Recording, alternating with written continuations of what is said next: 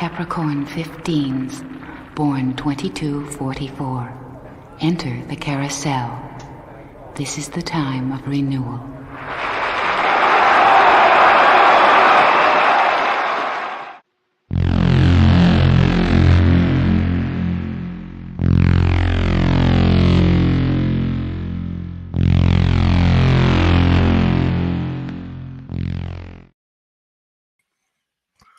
Hello, Al pals. Welcome to Big Al Presents. This is Big Al. Thank you for joining us for Films with Friends tonight. The film is the 1976 sci-fi classic Logan's Run. As Ross on Friends puts it, the sexiest film ever, with Michael York and Jenny Agutter. And speaking of sexy, welcome to my co-host, the lovely Netter of Netter's Network. Nanette, how are you doing tonight? And what are you drinking? I have my Mountain Dew diet, as usual. I am doing very well, Big Al, and I'm sipping on a Diet Dr. Pepper because I've had a really long week, and this is my treat. Ooh, very good. Always good to have a treat. And also with a flashing palm, we bring in Troy Pacelli, Cartan the Klingon cleric. How are you doing, sir? And what are you imbibing, old Sandman? I am. I just went empty, but I'm sure that shortly I will be sipping on a diet squirt. Oh, very good. There we go. In fact, here we go. There we go. Fresh. And how am I doing? I'm not doing well tonight, Al. I'm Capricorn 8. Oh, no. Do you like that little... I'm having fun doing the little... I did like that. That one was particularly good. Yeah, I actually redid it a couple days. I had done one, and then I found better audio for the Capricorn renewal thing. I redid it. I'm glad I did, because it came out so much better. That was creepy cool, and it makes me wonder how many of the people in our chat tonight have never seen Logan's Run. But I do want to point out to you, Al, if you like this movie, particularly for Jenny Agutter, and how much you get to see of her, then you definitely need to see Walkabout. You get to see a whole lot more of her there. Okay, I'll put that on my personal watch list there. There you go. Like I said, always very much known for that amongst those who are big fans of it. But it's not like a major big part of the thing. And in fact, it's so brief that the film got PG rating back in the 70s, which is, and there are a lot of other interesting aspects of the film that are very ahead of its time a little bit, about sexuality and some stuff like that. A lot of great social commentary on the that could come about because of this film. Just some very interesting take on the future. Have you seen or done any research on or seen any videos about the missing scenes? I've heard about the missing scenes. I don't know that much about them. Well, let me put it this way. The archivist in me, the historian in me, kind of wishes that we could have those scenes restored. Right. But at the same time, it's like so many other DVD extras, deleted scenes, not Stephen Otten deleted scenes, but deleted scenes. You see the deleted scenes and you go, oh, that's pretty cool. But yeah, I kind of understand why they didn't put that in the movie. Right. So, it's like some of the ones from Star Wars. With Biggs Darklighter. Did it need it? Not really. It's cool to know about it. But, exactly. Ultimate, and if you put it back in, it changes everything, and it makes it, and it's a lot of these scenes different. A lot of the and I'm not sure I'll be able to comment too much on them as we go through them because I don't remember them all very well. But a lot of them were just extended scenes, and they would have made the film drag more. I know there's a few that are. There is an some of orgy the scene that they cut out. There's That one I kind of missed. that yeah. one we need restored. I know there's like at the beginning when I think it's Francis shoots somebody, and they cut it down some because to keep the rating, they wanted the PG. Well, what's even worse, and we'll take note of this as we go through it. The shooting scenes themselves aren't that violent, but the cleanup after is. Yeah, it's a really the Sandmen. They do the running. They go after the runners. Yep. Do them in, and then they basically go off and celebrate, and the cleanup crew comes in, takes care of it all. I kind of like it. It's kind of a neat, Yeah. It's kind of similar to today. You get your forensic people coming in to take care of everything, and the cops go and have a donut. Yeah, or, pretty much. Or some other things. The way this society, it's a very free and open society that they have. Yep. Let me welcome the chat here. Let's see who we've got. Sir Torrin Clegane, welcome, sir. Thank you for joining us. Leah Rudy, welcome. Hey there, friends. Come to your rewatches many times, but this is the first. But this is my first time. Thanks for making it available to all of us. Well, you're welcome. I mean, that's like I said. The more, the merrier. Always fun to share a film, no matter good, bad, classic, weird, so bad it's fun kind of films. And trust me, we got some of those coming up this year. We don't get to see a lot of new faces, but when we do, we should probably just say, that's why we do this, and we'll talk about it at the end of the stream, but we do this just because we want to be a bunch of friends getting together to watch movies together. It kind of started during, like, COVID and whatnot. Yeah, but, it's a nice way for us to share movies you may not even have known about or haven't seen in a very, very long time. Right. I mean, I try. I mean, I do films I like. Netter goes alphabetically. That's true. She has played some she doesn't really care for.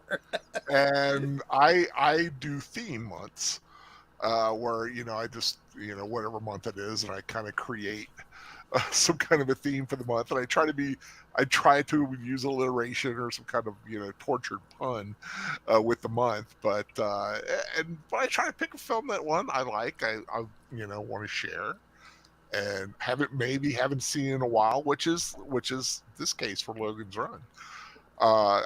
It's been a long time since I've really sat down to watch it. Yeah. And we've talked about deleted scenes. Here's deleted scenes. Yeah, there he is. Who will be joining me this Friday for a special rewatch, special day and time, 7 p.m. Eastern Standard Time on Friday. We're going to be watching Hawk the Slayer from 1980, the sword and sorcery cult classic, so bad it's good film, with Jack Palance chewing up the scenery like a piece of beef jerky, baby. But it's awesome. I can sum up tonight's movie really easy. This is the lie about your age movie if you want to live. Kinda. Yeah. Yep. Pretty much. Of course, Nanette and Troy popping in, and let's see, Orville Nation. Hey man, how you doing? Hey, Big Al and friends. Welcome. I caught some of one of his streams the other day. Yeah, no, I got Sir Torrin. Oh, I'm sorry, I missed that. Okay. I thought I did. Yeah. Yep. Yeah, I got Sir Torrin. Geek Flag with Nate Knows, 1973. Yep. Welcome. Had a lot of congratulations going on. Numbers are going up and up and up, except mine. Yeah. It's been a good day for Netter and I. We got over a couple milestones. Netter's I'm over 200. I hit spread 600. the word for me. I'm 4 away from 400, so I've kind of been stuck at 396 for a while. Or is it 490? 396, yeah. Yeah, that's why I wasn't my 200. It's like I kept getting stuck between 194 and 196, and it wasn't moving. Like I'd get a couple and then I'd lose them. I'd get a couple and I'd lose them. It's like, oh, come on. I'm not super concerned about the number. I mean, it's interesting, but like I said, I do this because one, I live alone, and this is my hanging out with my buds, watching a movie. I used to back in my college days, many a yarn ago, and Yeah. using Battlestar speak. Uh, my friends would come over, watch a movie, or Monday nights we'd go. They had 2 for 1 night at one of the local movie theaters, and I was the only one that had a car, so I got treated. I didn't pay for a movie for like 2 years. It was awesome. Because you were the driver. I was the driver, and they all kind of chipped in to buy my ticket. That's kind of cool. It was a good arrangement. It was a nice deal for me, and so kind of it's those days when you're sitting there and just having fun talking about the movie. I mean, unless when you're like at your place, you could talk. You don't talk at the movie theater. You kind of talk about it afterwards. But it's just fun to do that. And being alone, being older, and having friends scattered across the world at this point, it's nice to be able to get together once a week or twice a week, depending on scheduling, and just having that little social time with your friends, watching a movie or even if it was like a TV show. I think the very first one I ever did was 2 episodes of Star Trek, just to do it. But and like I said, I want to do more on Friday, and I'm glad Deleted Scenes is going to be joining me this Friday for Hawk the Slayer. I'm going to be on, if he still has it. His life's kind of like a little up in the air, chaotic, moving wise right now, helping move some family member around. But Soundtracks of Birdman should have maybe a movie this Wednesday, watching Congo. Tim Curry, Laura Linney, Dylan Walsh, and an ape. Is it a movie about a giant ape? Because it sounds familiar. Yeah, I don't think it's a giant ape. I think it's just an ape, but a very smart ape. And so yeah, he's going to be watching that because I think it's Jerry Goldsmith soundtrack, and he's all about the soundtrack. So he invited me to come on, so I was like, cool, would love to. And but that is another night. Tonight is Logan's Run, which I think I first saw in college. All my friends were like me, sci-fi geeks. We love sci-fi movies, and it wasn't exactly one that my mother took me to when it came out, because I was only, I think, 11 at the time when it came out, 10 or 11, depending on the time of the year. Well, do you remember when you first saw it, or? When it first came out. Did you see it in the theaters?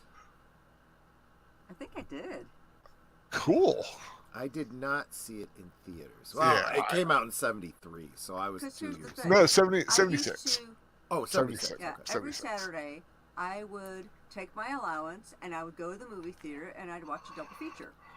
And it didn't matter what was showing. I got to watch a lot of different movies that way, because it wasn't, oh, this movie's out, I gotta go see this movie. It was like, I'm gonna go to the theater and whatever they're playing. And so I got to see space movies, cowboy movies. I got to see Grizzly Adams when that came out. Oh, cool. And those ones. And so I got exposed to a lot of different movies just because every Saturday I'd go see a double feature. Yeah, my mom would used to sell Sarah Coventry jewelry, and they would have meetings like I don't know if it was every week or every couple of weeks, and she would drop me off at the movie theater. Now, the thing about where I lived at the time, we had 2 movie theaters, and so you had, A or B. Fortunately, I do remember the time when A was Star Wars, and so that's why I saw Star Wars a whole lot of times, because the other movies just never interested me, because I wanted to see Star Wars again. But I never saw Logan's Run. It would definitely be the kind of film I would want to see now, if I had known about it. I just think it was I was a little young, just a little over my head maybe. Didn't quite know about it. and but came across it and really loved it. So Pretty sure I first saw it on TV, and I do remember a lot of every time I'd catch it. Obviously, I saw the TV edit of it a lot of times, yeah, and so I don't think it was until cable or it was home media that I finally saw it uncut, and I was like, wow. I like this movie. I think I saw it on cable, but I also think a friend of mine had a VHS copy of it, and we watched it there. We watched it with a friend of mine. So, but of course, if you are going to join us, the Cosby link is at the top. If you are joining us and you have your own copy, we're going to be starting right before the MGM. On mine, basically, I'm starting at 0. But I think Troy's DVD, you had like a little Turner thing. Yeah, but I'm past that.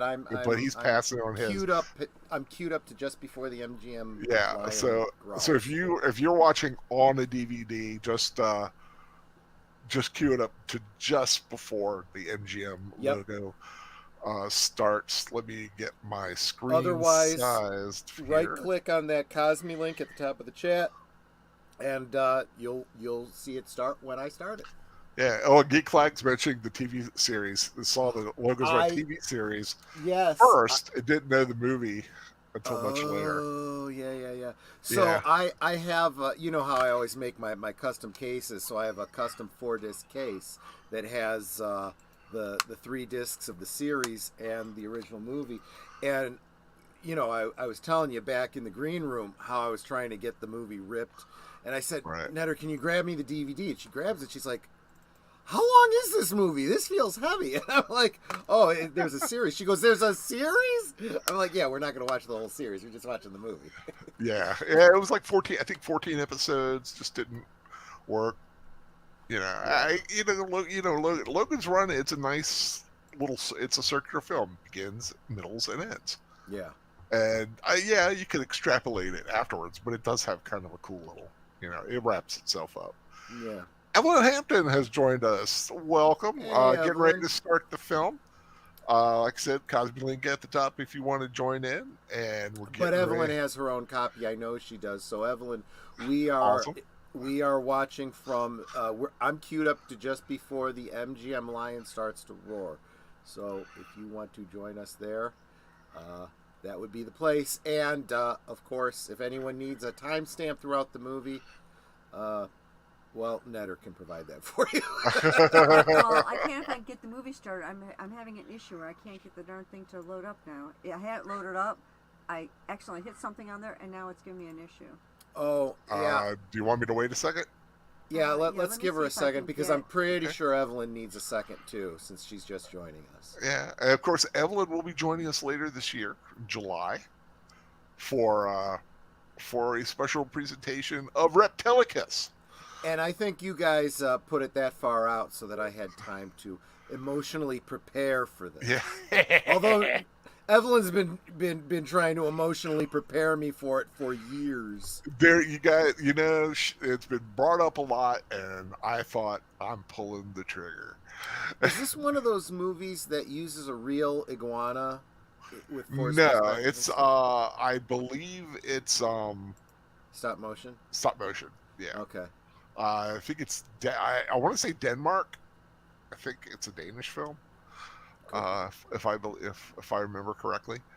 But it's going to be part of Kaiju Lai on my channel. Yes, I got 3 films coming, and the 2 of them I know.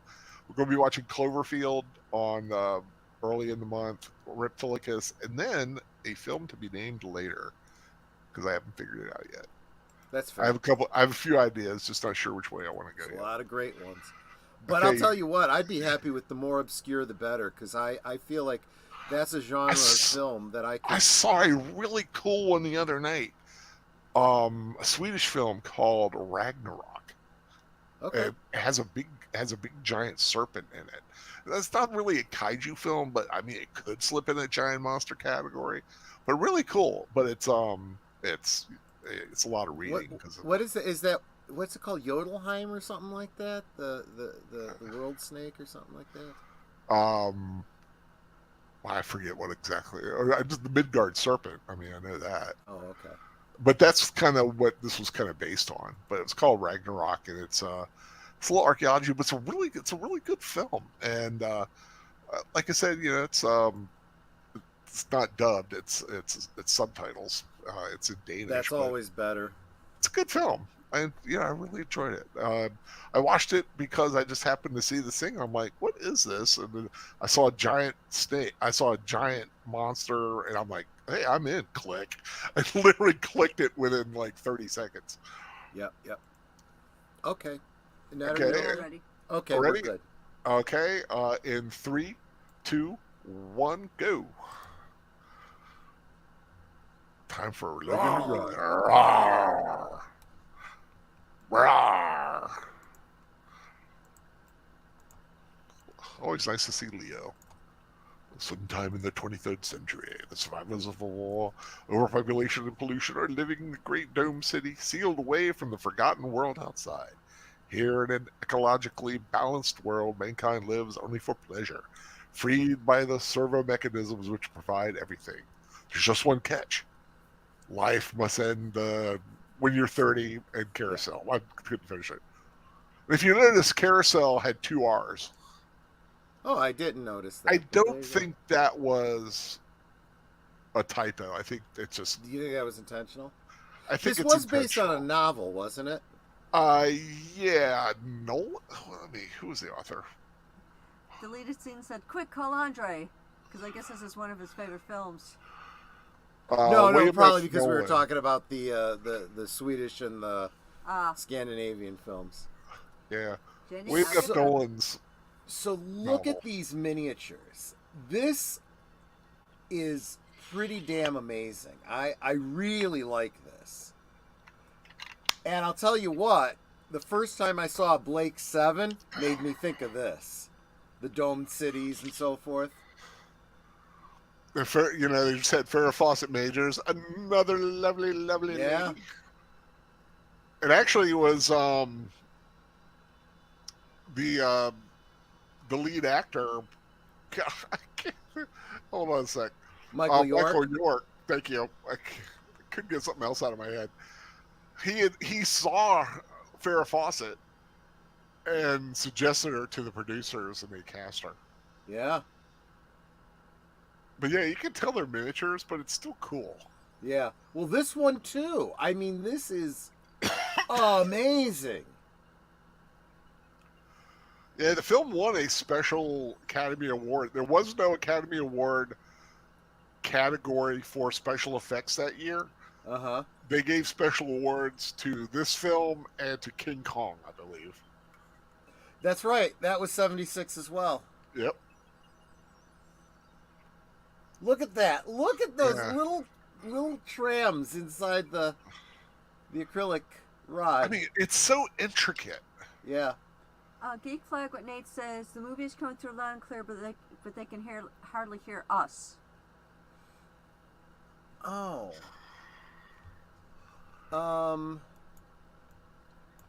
Is that any better? Did that change anything for you? You sound a little bit louder to me.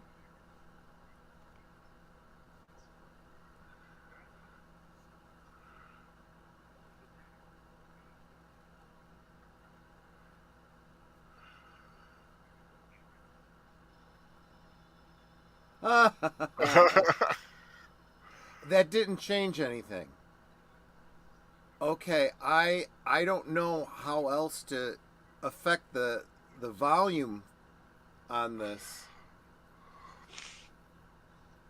I mean, my mic is as high as it'll go.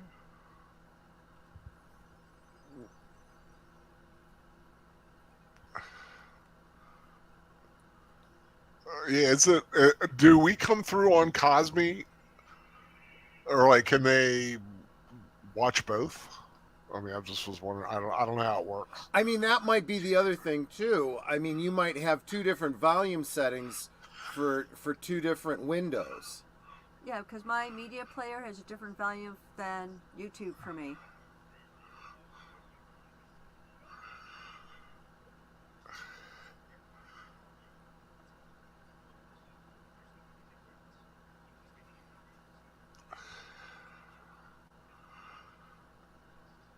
like that big hand rotating there. Yeah. With the red gem in the center. I do love the costumes in this film. They look super comfortable. That's for sure. Looks like those ones from Star Trek Next Generation with all the sexy young people running around.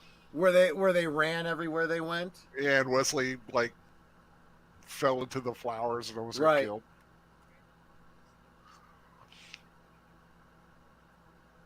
A couple of those guys look like the Jolly Green Giant. And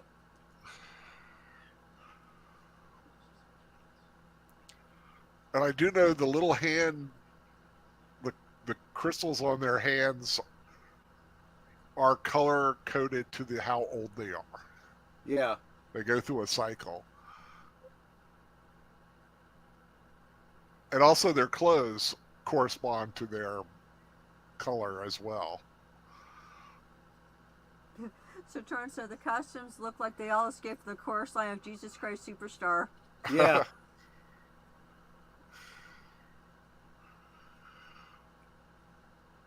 You know, the guy playing Francis VII, Richard Jordan, always looks like a ball buster to me. He always plays a guy who seems to be a little bit of a dick. Maybe just like he's a little typecast. I just think it's his eyes. He just has, you know, like when you see girls, they have that mean girl look. Yeah. It's the same thing with him. Some guys just look like they're buttheads.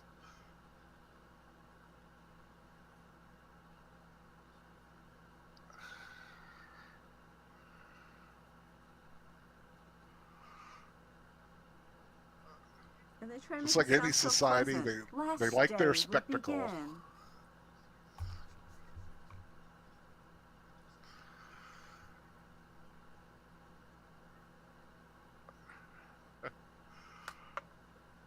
Because he's talking about his son, who's no longer his concerns. Right? It's raised by the society, the mechanisms.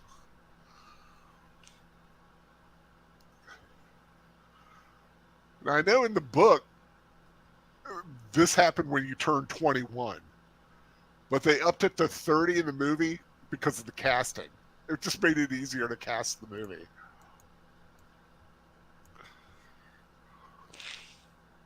So once you turn 30, you go through Carousel. Yeah. And you are renewed.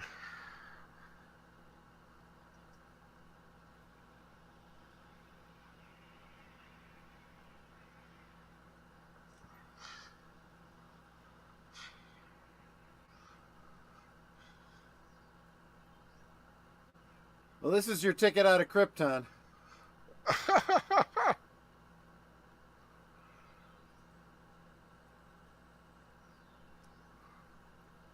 It's like literally watching the rapture to these people.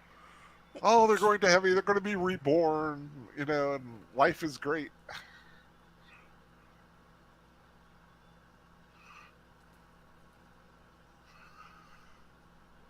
Deleted scenes saying Richard Jordan was originally cast as the villain in The Fugitive, but he was too sick by the time the filming started. Huh. I mean, I like Richard Jordan as an actor. He plays some really cool parts, but he does play the villain the best. Okay, now they all look like they're going to be doing gymnastics. Well, they're kind of going to be doing Get ready to, sort of. I believe I can fly. Well, and they can for a little while.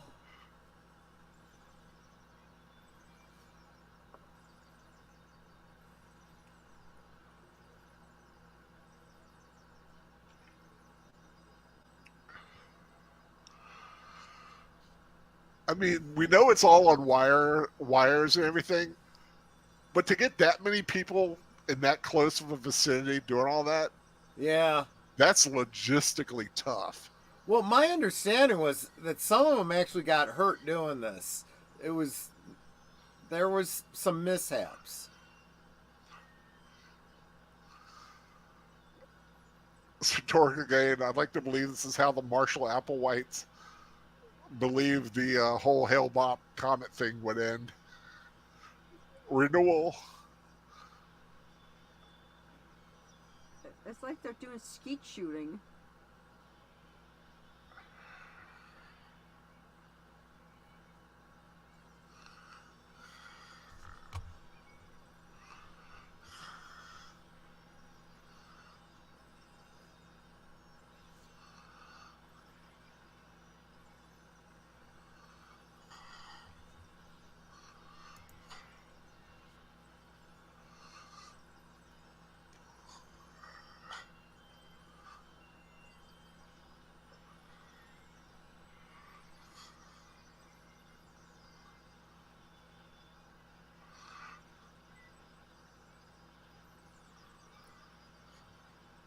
I don't know. Something tells me that's not a very pleasant way to go.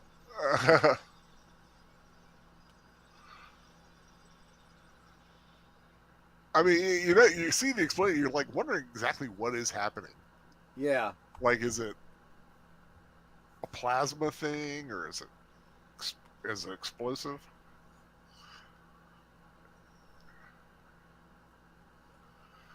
So these guys are like police? Yeah, they're called Yeah. Sandmen. Their purpose is to go find anyone that doesn't show up to go to Carousel and eliminate them.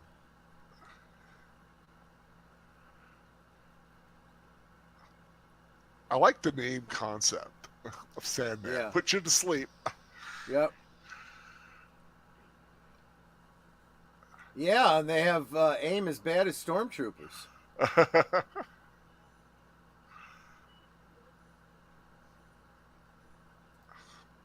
I like the soundtrack of this thing. Yeah, this is what we thought music would be like in the future.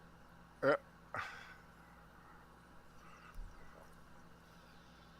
feel like I'm watching. What's that movie we watched the other day or the other week? Buck Rogers.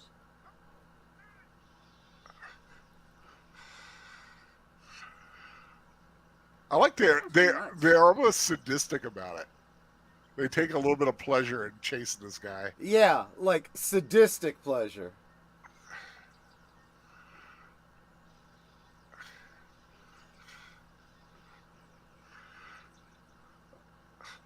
I do like the gun effects though. There's no you don't see any like tracer fire. It's just that and the impact. Man, these guys are piss poor shots. No, they're doing it intentionally. They were torturing him. Yeah, they were just playing around with him. The perimeter shooting at your feet, making them dance, kind of thing. Yeah.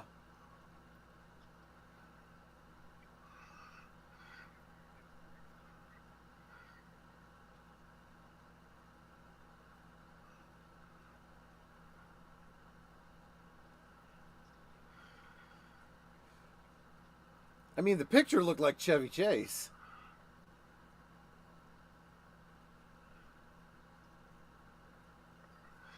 Yeah, it's like a giant human bug zapper.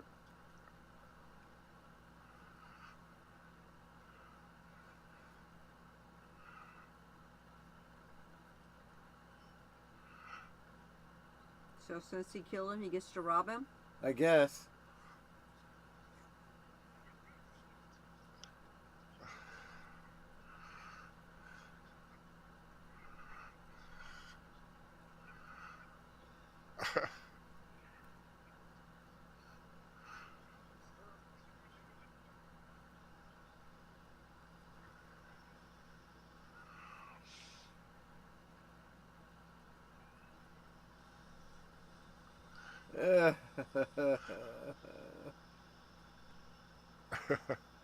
Oh,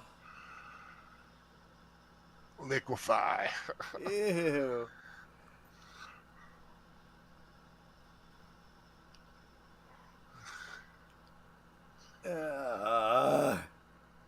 Blech. Right? Oh yeah, at least it gets rid of it all. I'll tell you what, that robe looks comfortable. I used to have this really big, oversized nightshirt, Uh-huh. kind of like that. God, it was comfy. Just fly free and easy underneath you.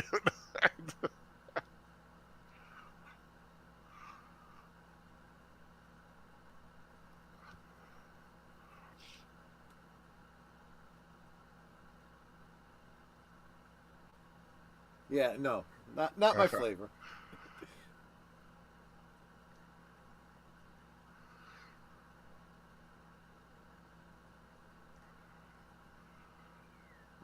This we need in today's world. The sex transporter.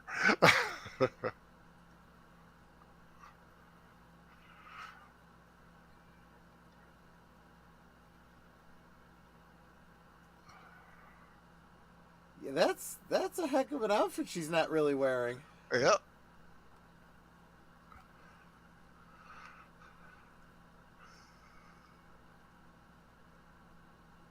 Trendy Agutter said she hated that costume. I can understand why.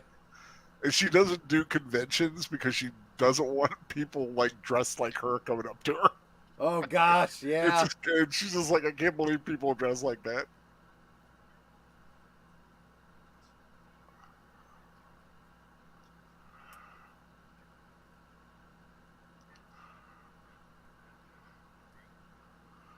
Michael York is the stepfather of Rick McCallum.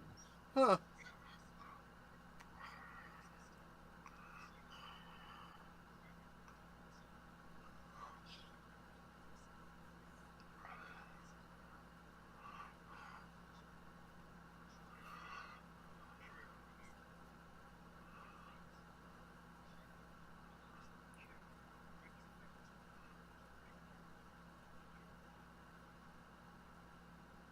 Yeah. What do you do after an evening of murder, death, kills?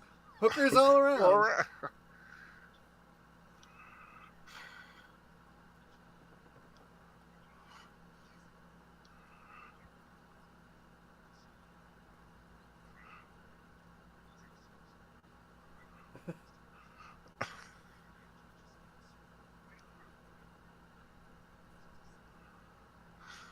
She already said it was a mistake.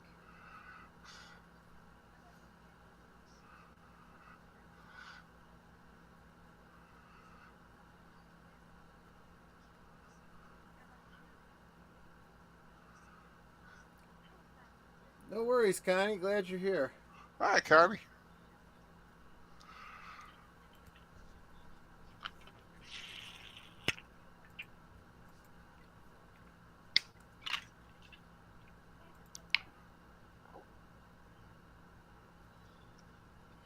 His glass magically refilled. Yeah.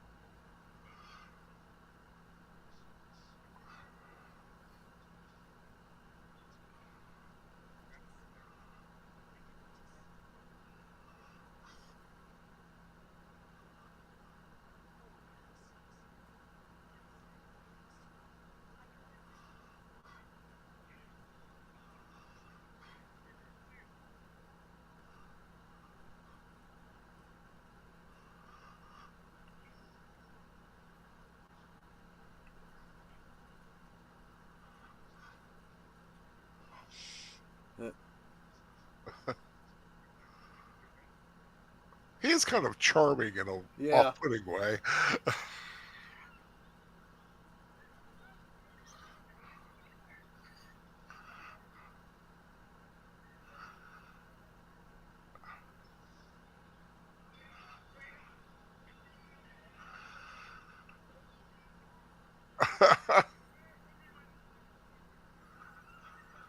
I mean, you could have at least sent her back so she didn't have to walk.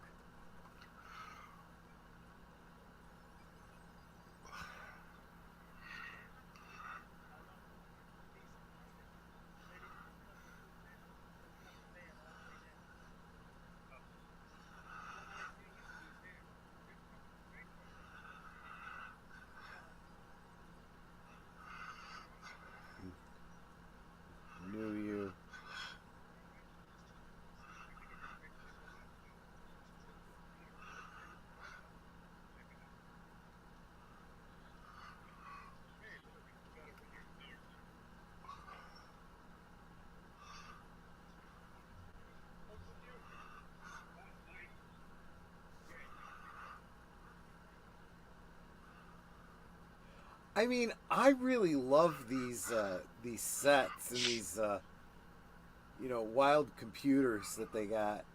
I don't know. It It's a was, really cool aesthetic. I guess it was very the artistic direction is outstanding, I think.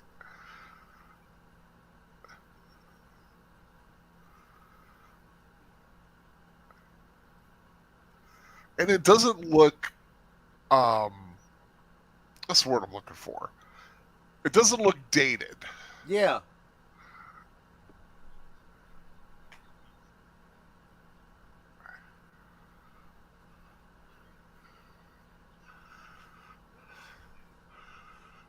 Just zapped from heaven.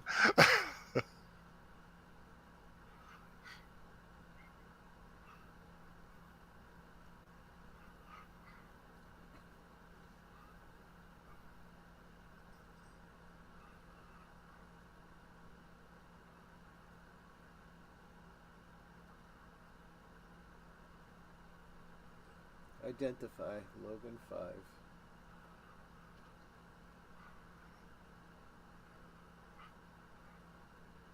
That's pretty cool. Some sort of a scanner, right? Yeah. That's coming up. It's the Ankh because it's a symbol of basically the underground.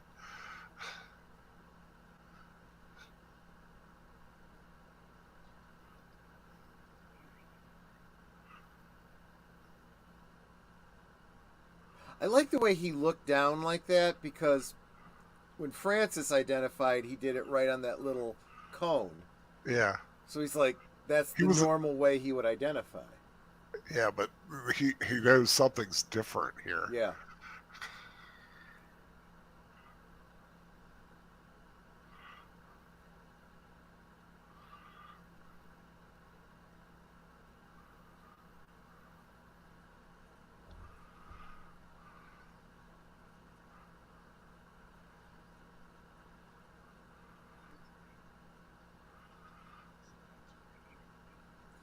So now we also know that in the future, all computer voices will be ASMR.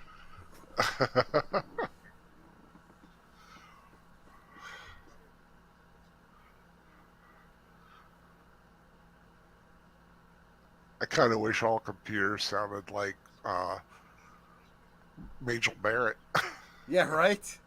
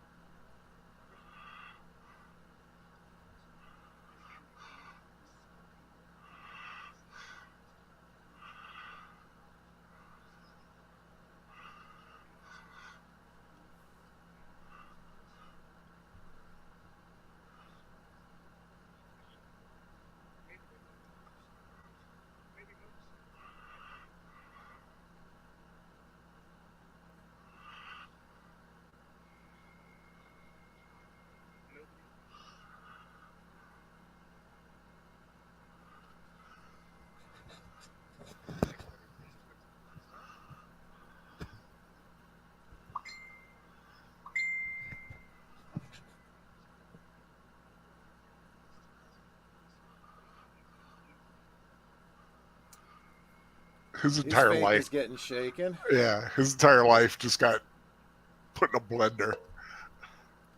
Well, you go along believing, the fake news that the establishment tells you. Mocking those that have their doubts or question.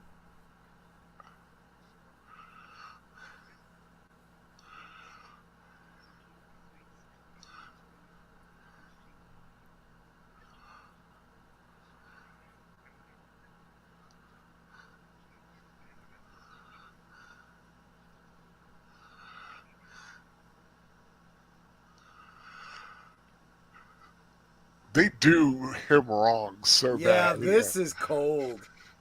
They literally take 4 years of his life. Yep.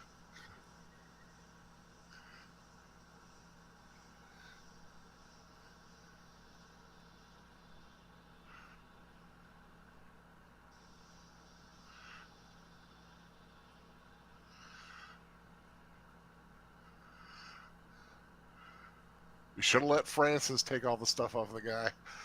Yep.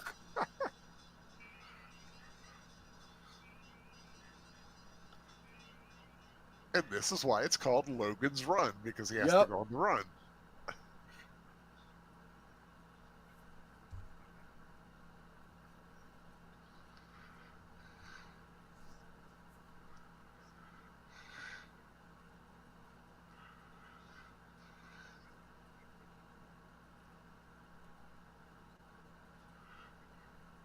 Had.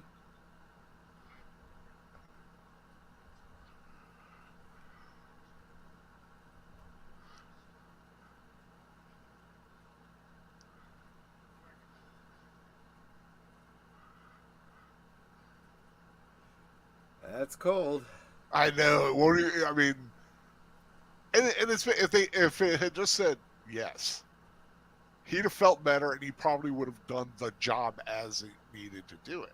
Yeah. Or thought he needed to do it.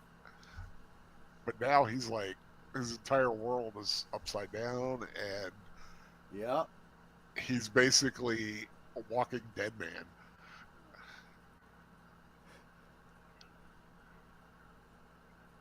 I take the other items too. He might be able to sell them for money.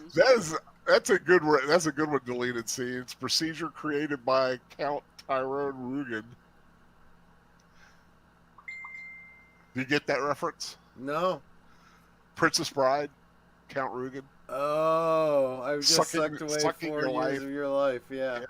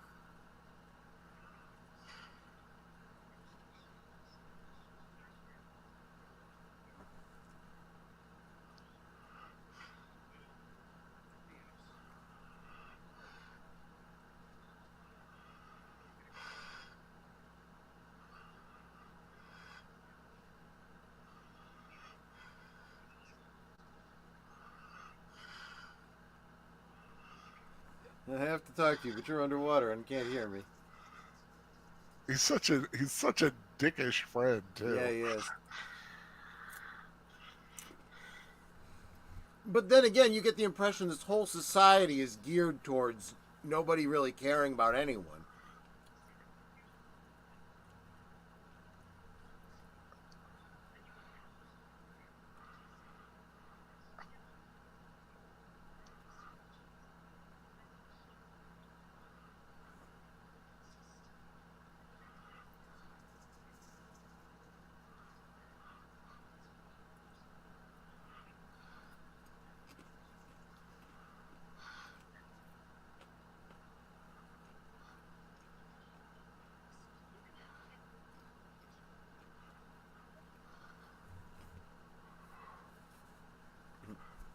Well, there's this necklace that you have. Geek flag, just like a woman to suck the life right out of you. Yeah. I saw that.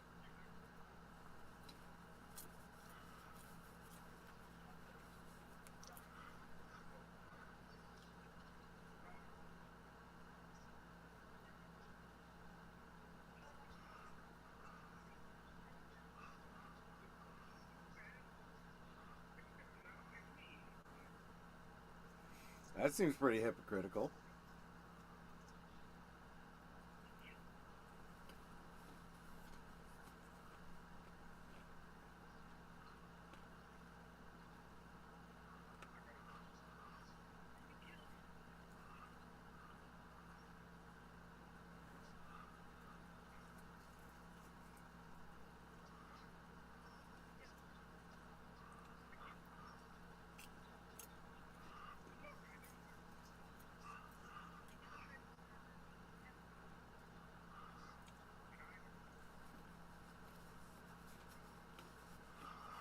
dun, dun, dun. Yeah.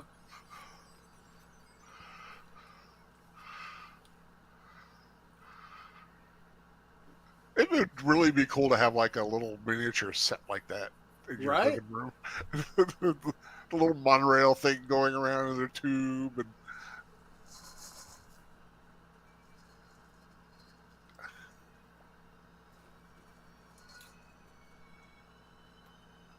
You know, if he doesn't want to stand out so much, he should change his clothes.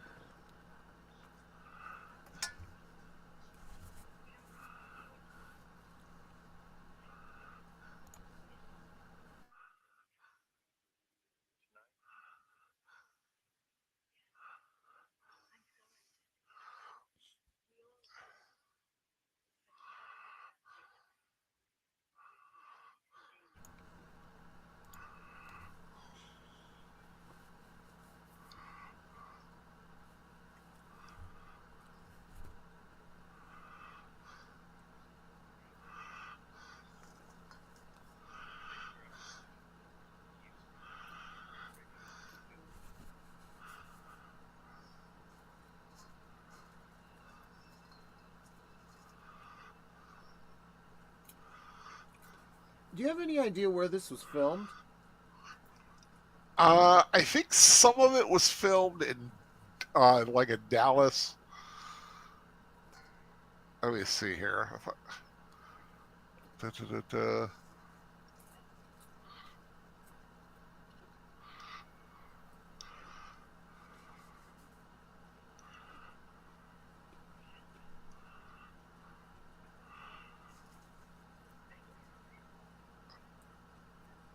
Yeah, Dallas Market Center, Fort Worth Water Gardens, Hyatt Regency Hotel in Houston, the sewage disposal plant in El Segundo, California for the underground escape sequences. Interesting.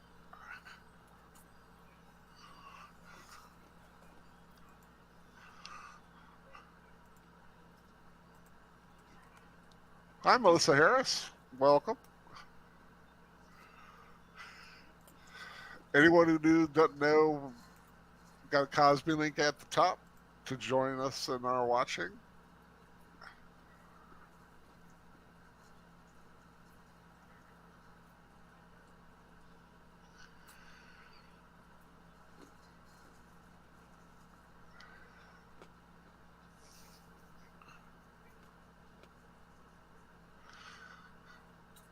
She's like, what the heck, dude? You can wait till I get out. That is really pretty. Yeah. Whee! And it's a great integration of live action with the miniatures.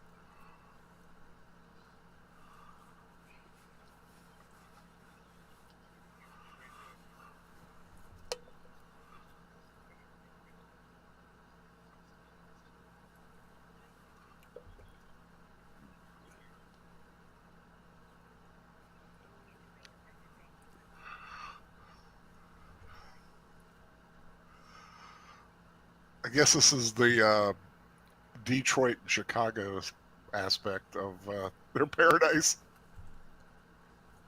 Ooh.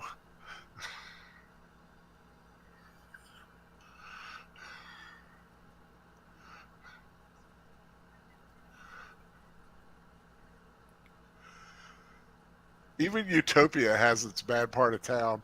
I guess.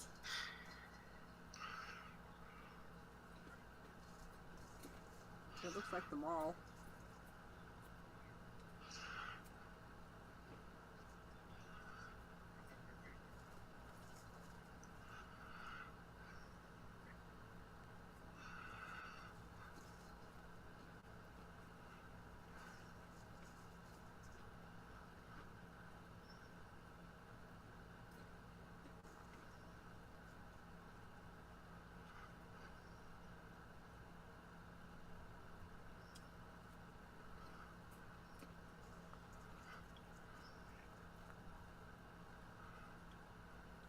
She's so cute. Right? But there's something disarming about that smile, though. Yeah. It's like, hi, I'm cute, and I'm going to eat your soul.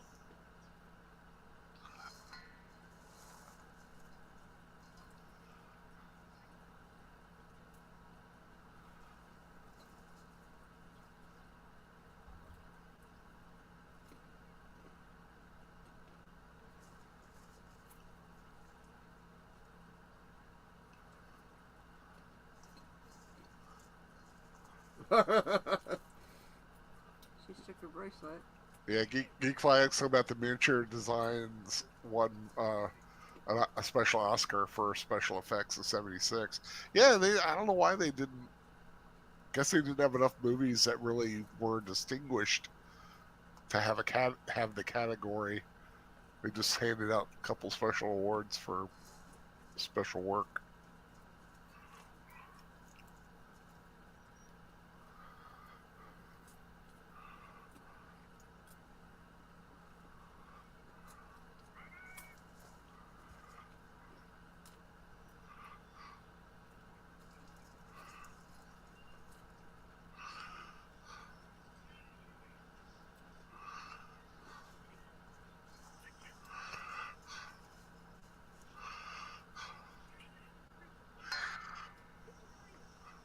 It's like the kids from Miri.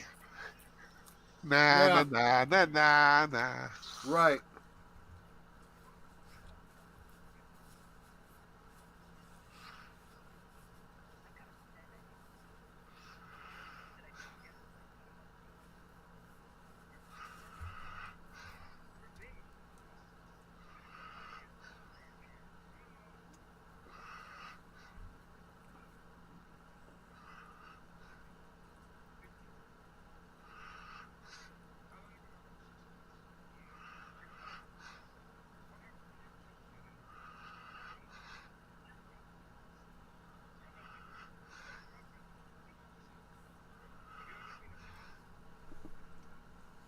See, that's very interesting, right?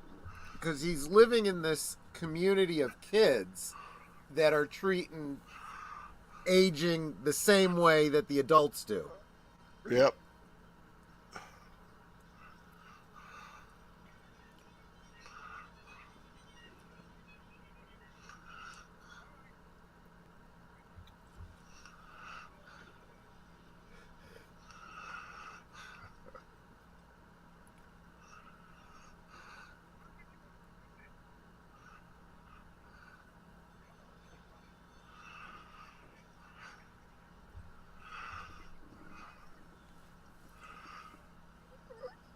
I'd be like, you could try, but you'll be the first one to go. Yeah. Oh no, gymnast.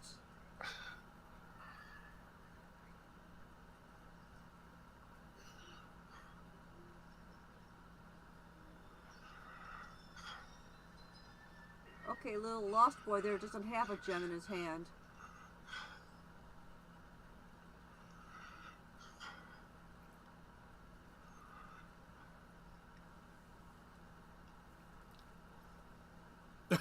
Oh no, gymnasts. Yeah.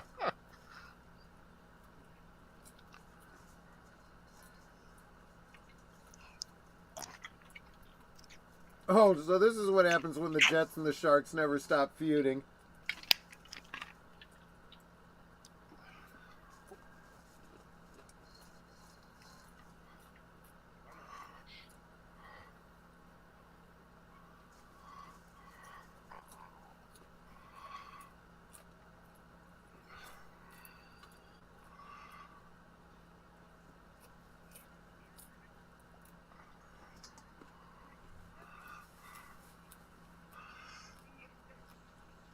That's what they all say. Yeah. She's 22. She looks 40. Yeah.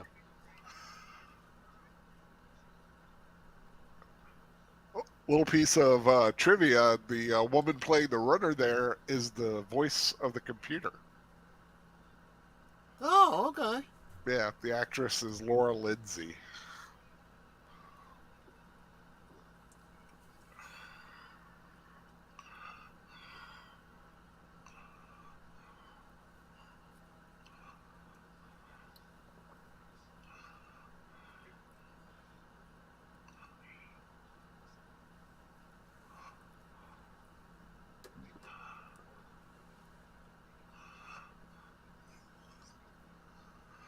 So she looks like she's way past 30.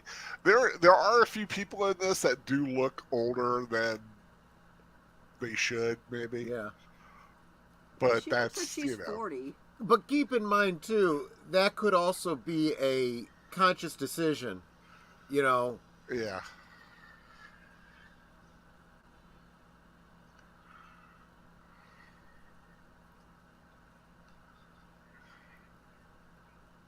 Making it very clear she's past her expiry date.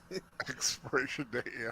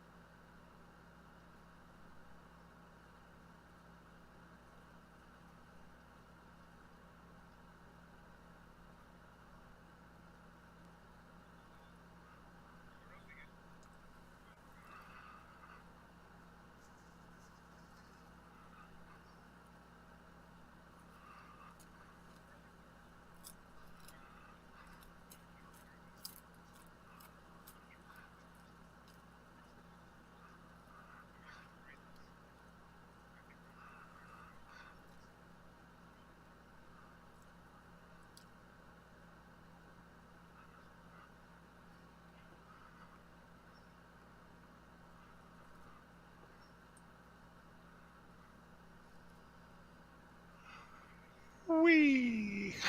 It does look fun to be in one of those Yeah. things.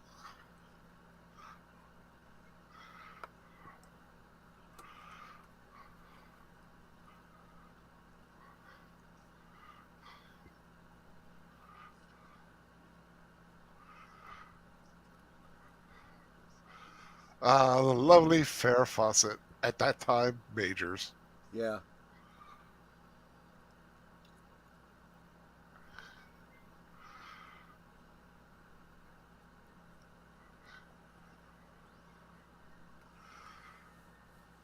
Man, I remember Farrah back in the 70s was every guy's fantasy. Yeah, it's because of that red bathing suit. Oh, yeah.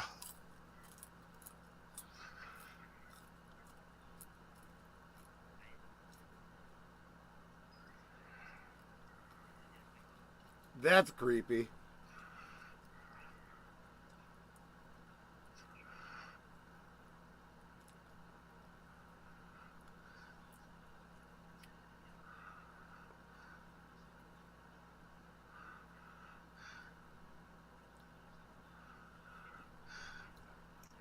I think I saw one of those on Mandalorian last season.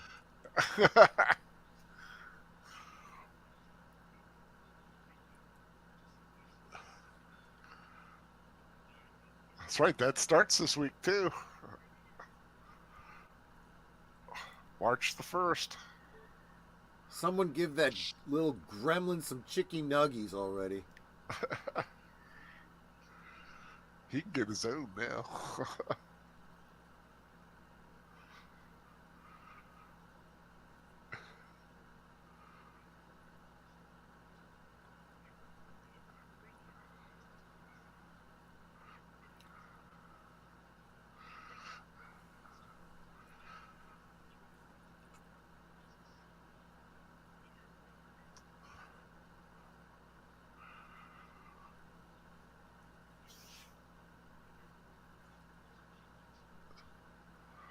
There is nowhere else to go.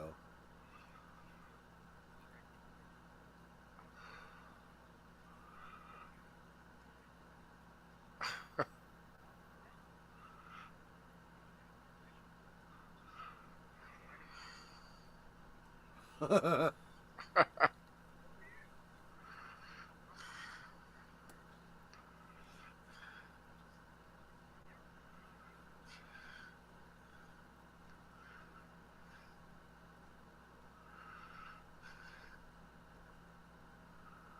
I always thought this was incredibly intense.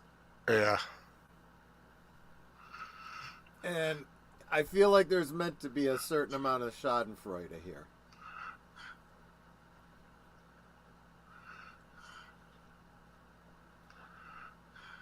Ow.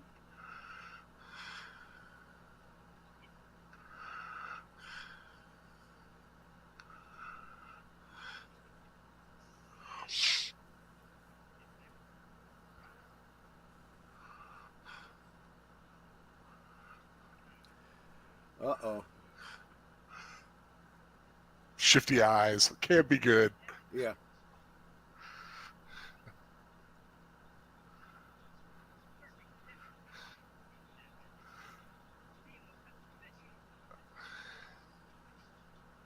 And she's like, wait a minute, what?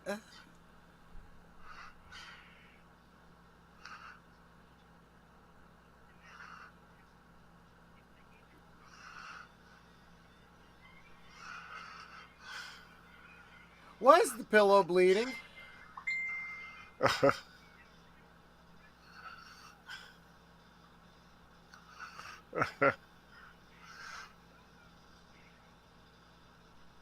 Ooh. Oh, this is not good.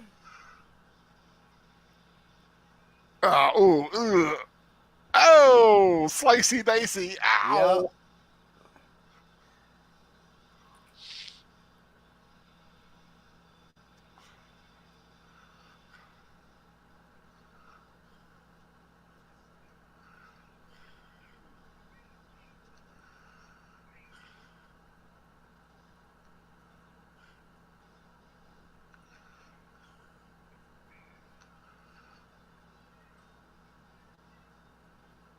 Look at Francis, got them crazy eyes now.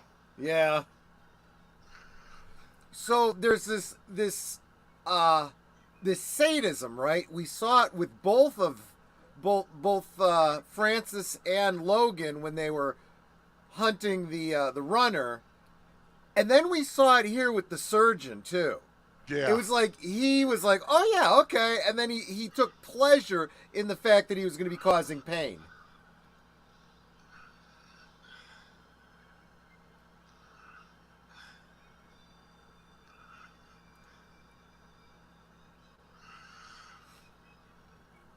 Poor Holly, she's out of the job. She'll have to find another face person to work for.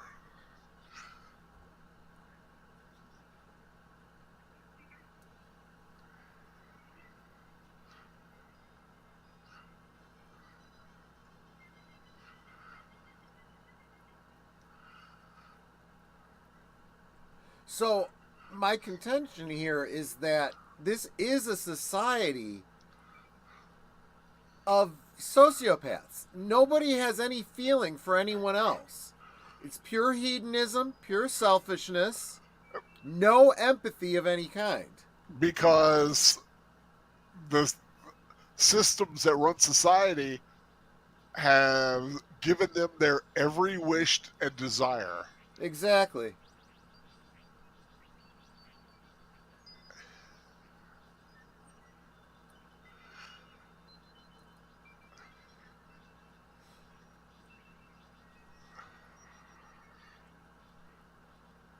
Now, this is where it gets kind of trippy. Why can't we hear them? Why are we just hearing electronic whoop whoops?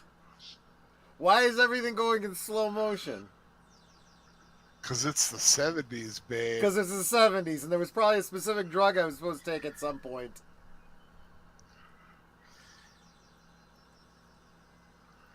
Now you get to hear wom wom. It could be like something in the air that's doing it to him. Remember when he threw that? Oh, right.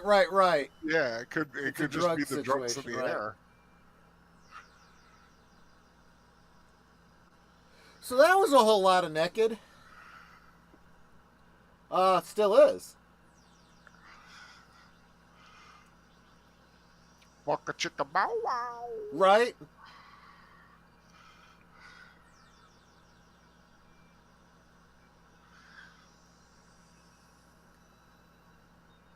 So they're saying, wow. Wow, wow. Bow chicka bow wow. You know, I love the soundscapes they use for this. It's like, Yeah. it reminds me very much of Forbidden Planet. Oh, sure. That electronic sound.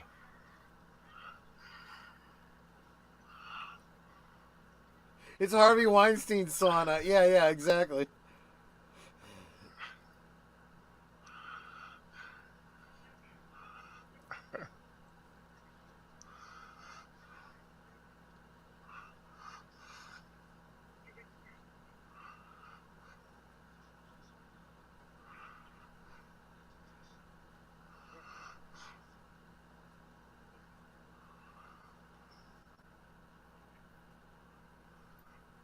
If I were you, dude, I'd change my clothes.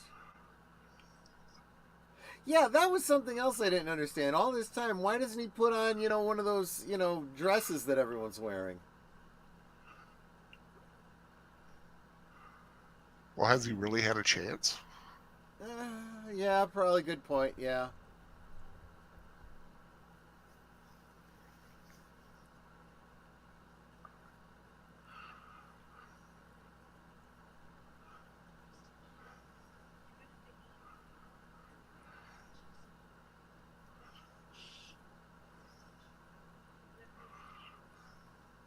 Hold up your unk.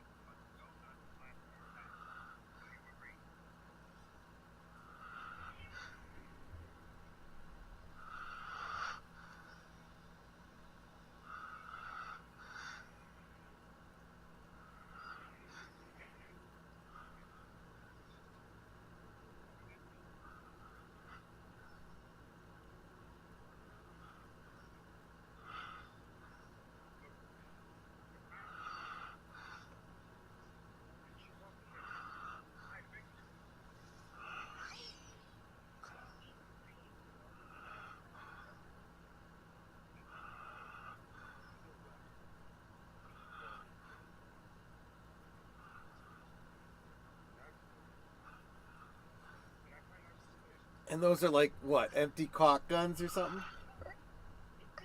It could be. Huh. So Torque Yeah, is, why is I he wearing found one of out those dresses? no one Because ever he's a man, ascends. British, and still, and won't let anyone redefine his masculinity. Right.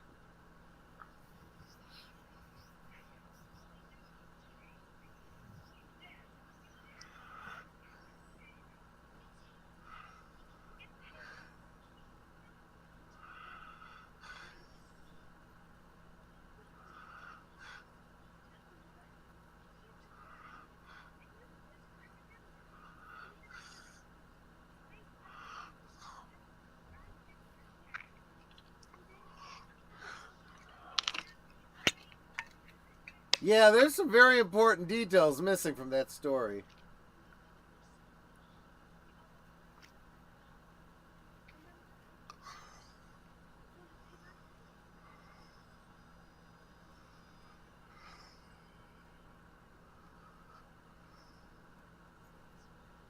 Oh, yeah, that's right.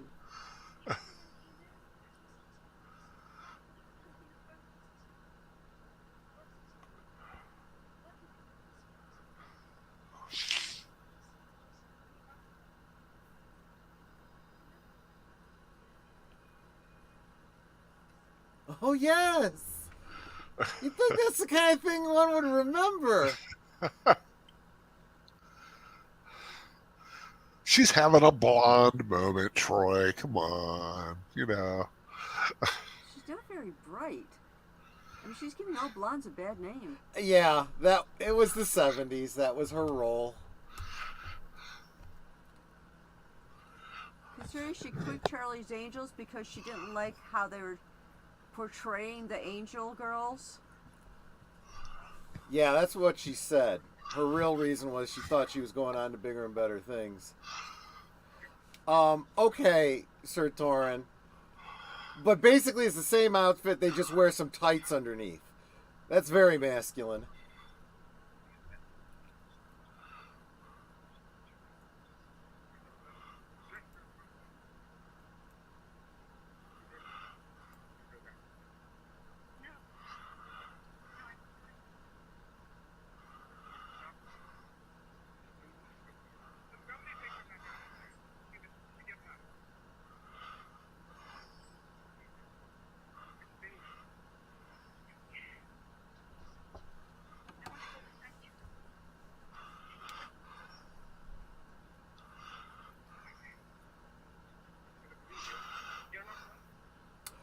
You know, Nate's right. She's hopped up on the goop.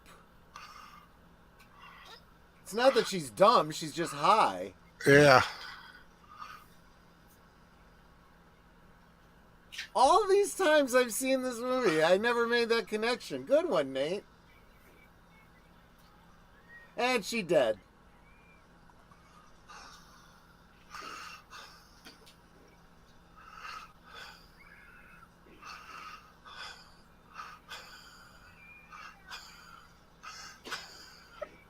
And the only reason why the other Sandmen are there are because he alerted them. Dumbass. Yeah, I know, Sir Torn. She's pretty well regarded for that Burning Bed movie. Personally, I think her best role was Saturn V. See? Big Al knows what I'm talking about. Yep. I said she's not a runner, though.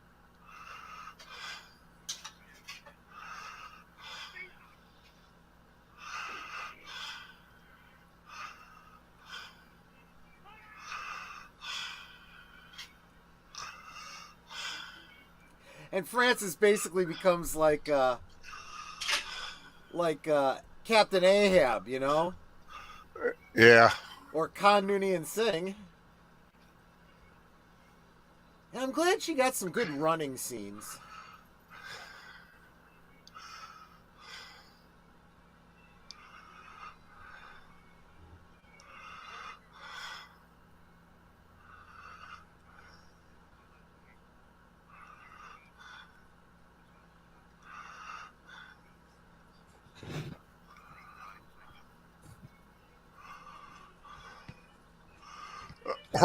Or Picard in First Contact says, Sir Torn. Here and no farther!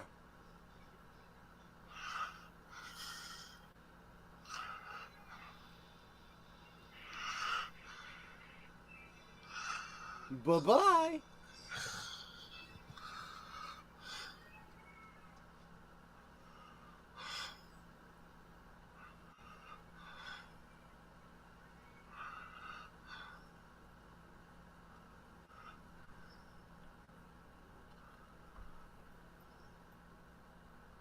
How do they know which way to go? There's a stair going up to the left and then the one they're on.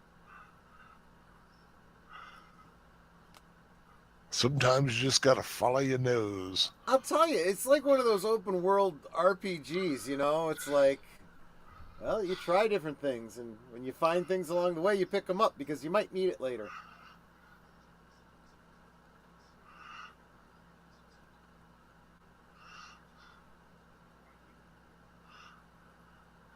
See, and that's the other thing, too. The computers run everything. The humans have completely lost track of how anything even works. You see the fish? Or there's fish on the wall. Yeah.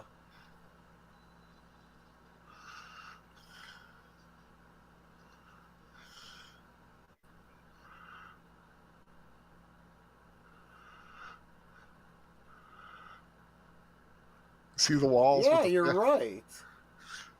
Where's that coming from? They said they were under the city.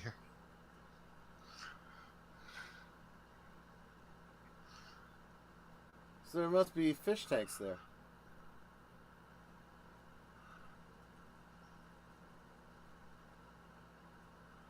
Yeah, it must have been a savage world. It's not like, you know, we killed everyone when they turned 40 or 30 or whatever it is.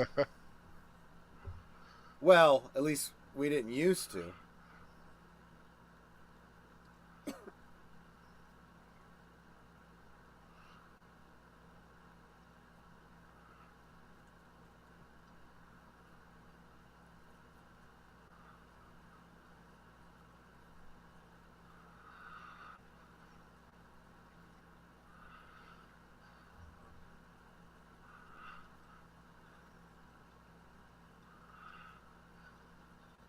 What does he think we are? Canada? Yeah, exactly.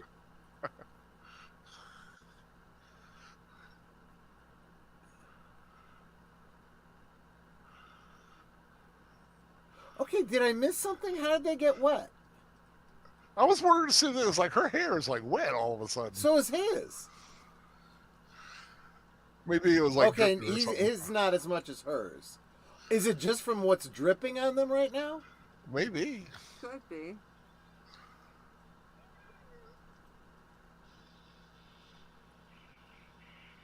Oh, that's not good.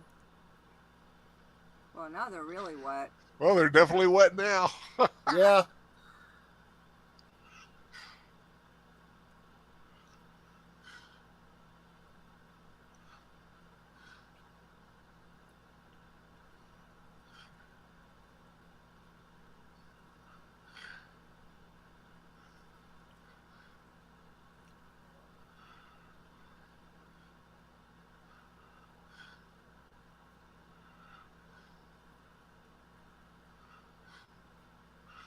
Having Poseidon adventure flashbacks. I would close the door. Oh, okay.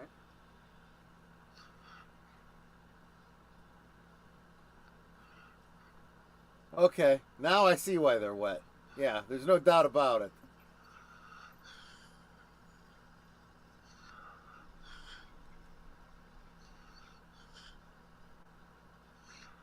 He's like, uh-oh, what I hit? It's an elevator.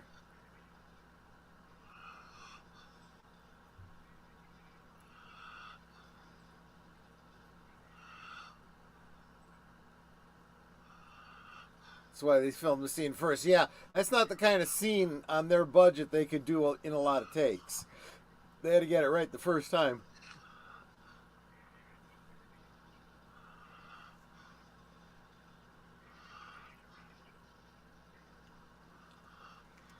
There was another movie where, I forget which movie it was and what the scene was. It was either an explosion or just something was blowing up or something like that with a lot of water. And the director had multiple cameras set up because they're like, we can only do this once. I've heard that a lot. There's a lot of scenes where they do that.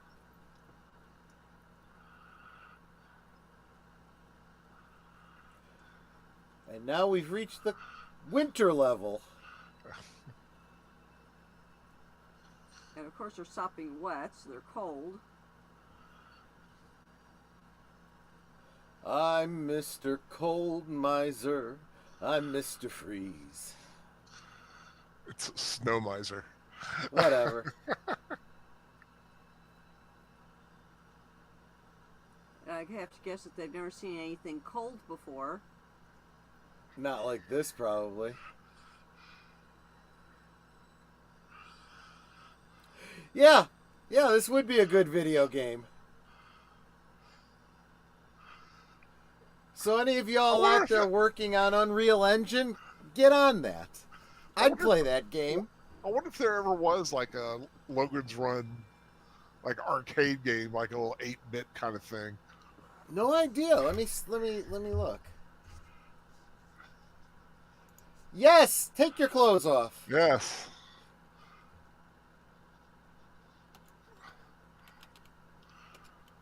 Hello.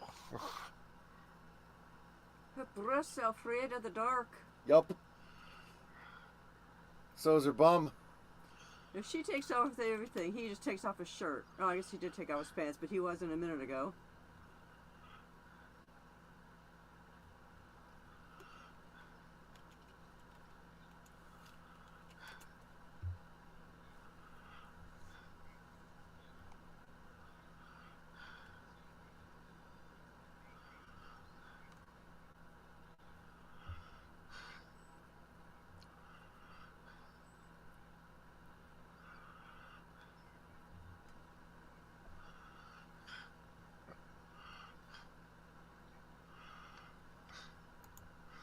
Roscoe Lee Brown.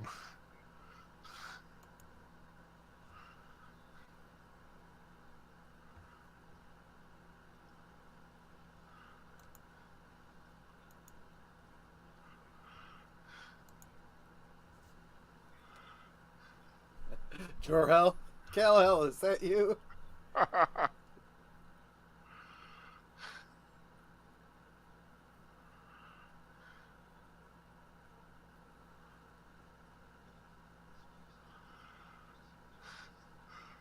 wonder if anybody ever did that as a cosplay.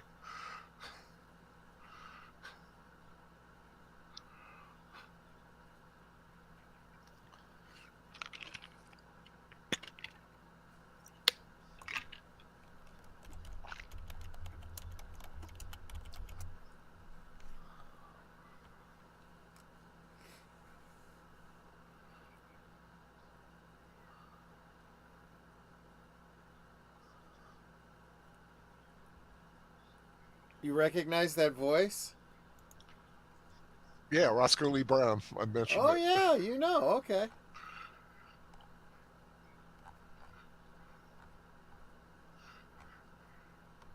I want clothes on, though. Let me put on my wet outfit that I just took off 2 minutes ago.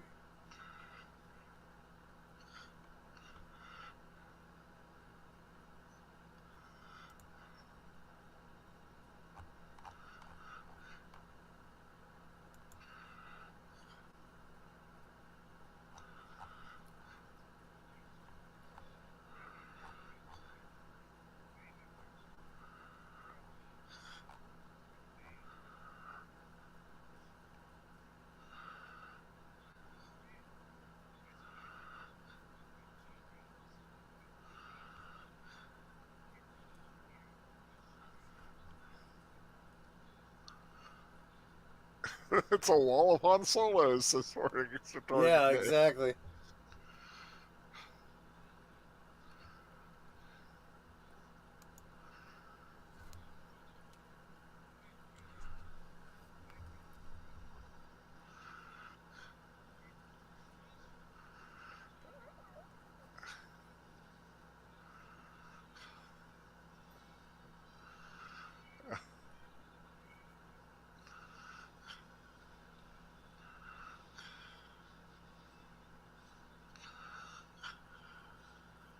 So here's another example of some old technology just left running.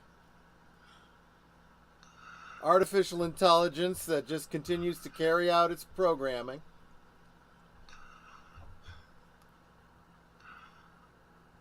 When it runs out of fish, it starts to freeze the runners. I come through.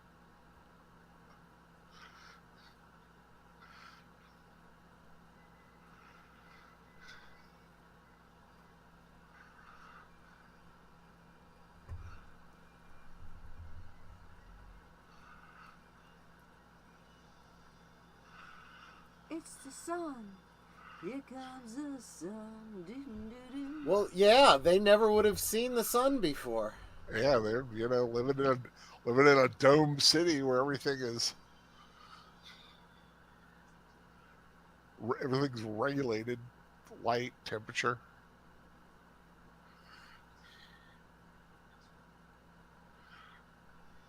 Yeah, because you could feel the heat from there.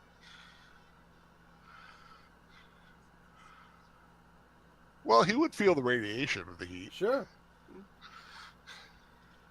Especially after coming from the deep freeze there. Yeah.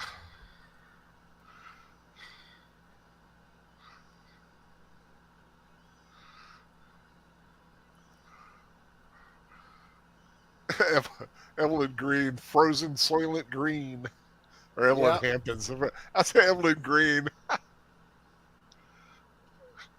That's a special flavor of Soylent Green. Evelyn Green. Sir Torin, since there was a whole bunch of them, they wouldn't be solos. It would be on multiples. But a bump. I like that. It's the sun. What is it? It's a large ball of plasma in the center of the universe, but that's not important.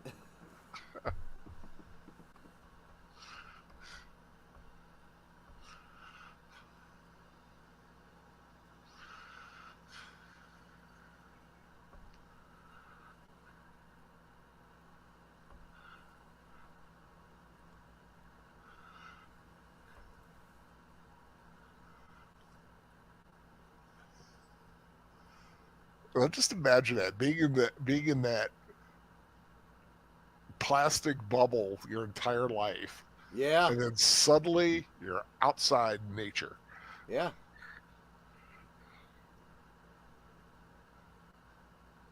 Whoa! I don't blame you, hate buddy. outside.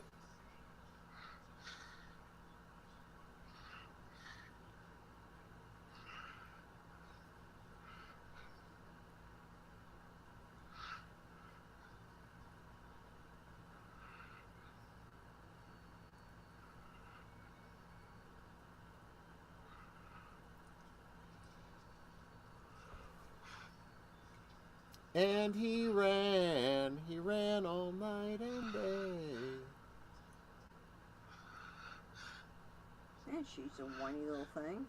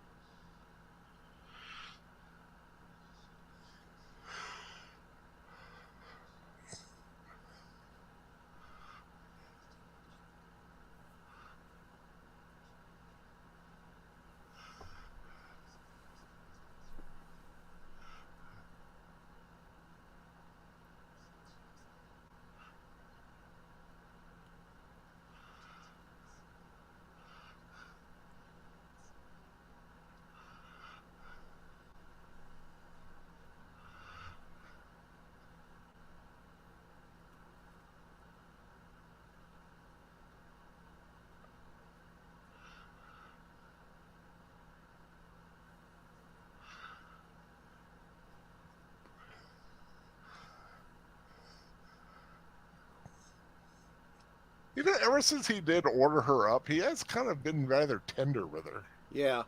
Well, you see this as a progress, even for her too. You know, I mean, she was farther along emotionally speaking than he is, but yeah, they've definitely gone through this whole growth of spirit as their empathy builds, right? Yeah. As they start to depend on each other and well, for lack of a better way of saying it, falling in love. Yeah. Which is something their society really doesn't have. Right. It's that closeness, that emotional tie. Those emotional ties are.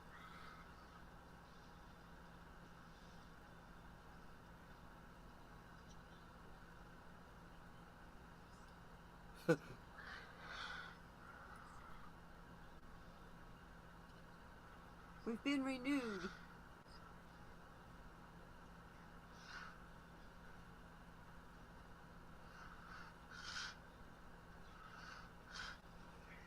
I mean, and you get this distinct Adam and Eve kind of implication here, right?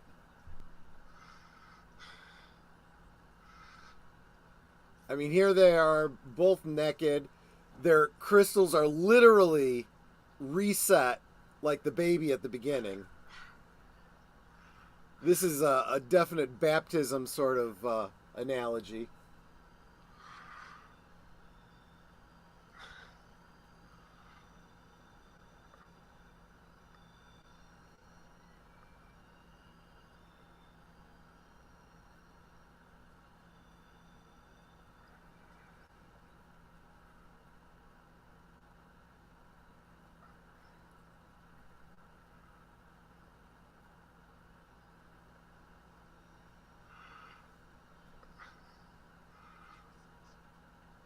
You know, that's Washington, D.C.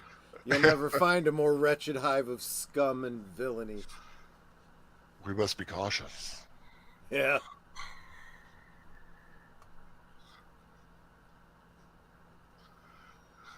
Well, shelter at least.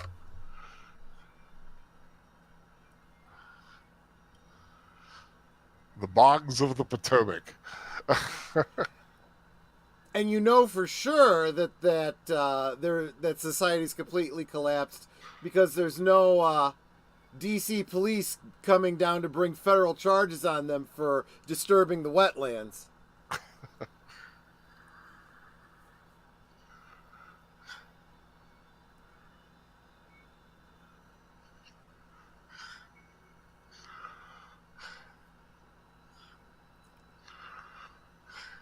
The Lincoln Memorial, where we'll see the Caesar statue.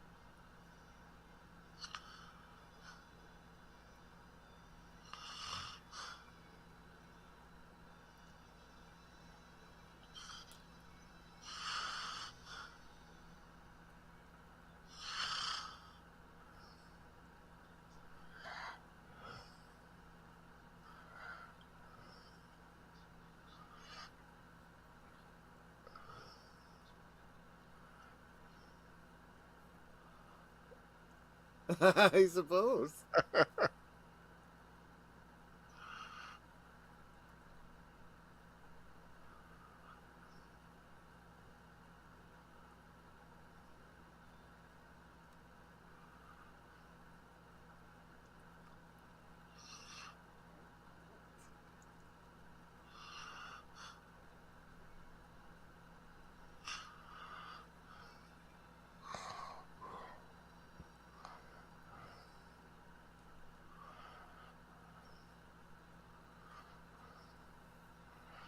Oh, what are they going to make of a cemetery?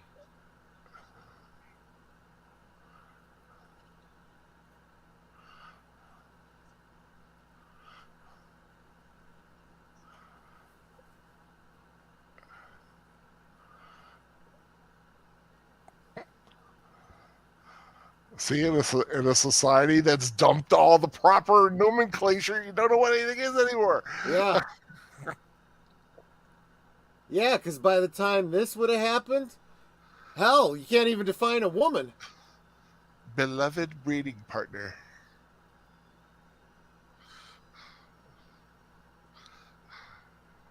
Oh, now they're trespassing in the Capitol.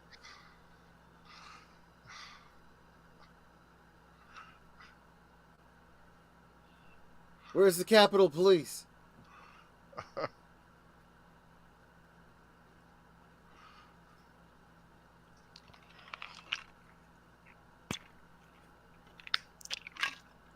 Careful, this is how they got Ashley Babbitt.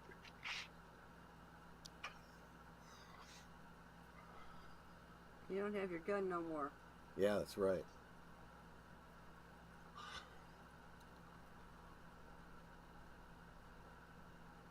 does kind of make me wonder, too, how much charge did those things have and how long would it last?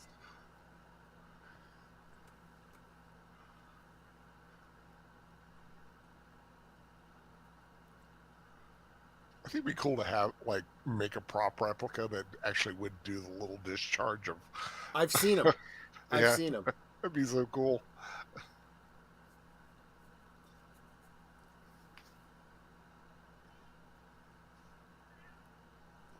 The big obligatory cat jump scare. Nope, there's someone else in there.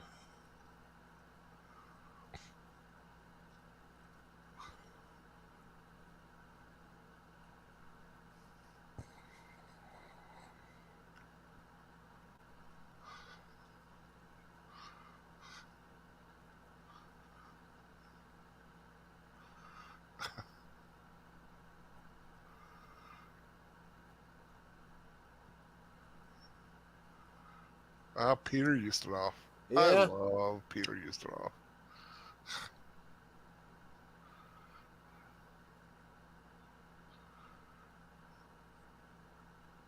That's a lot of cats.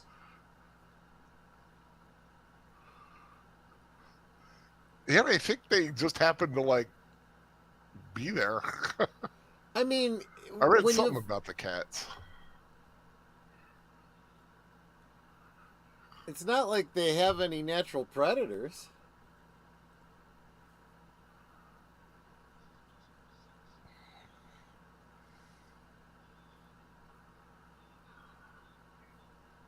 Even when I can remember it.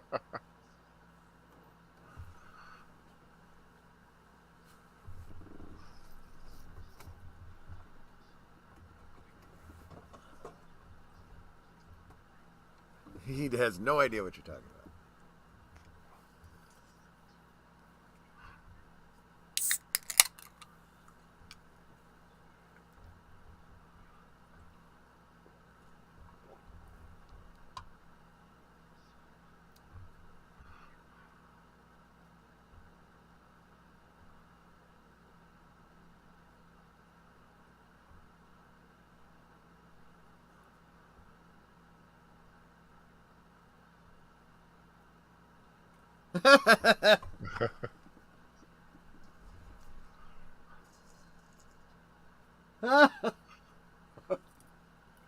I guess so.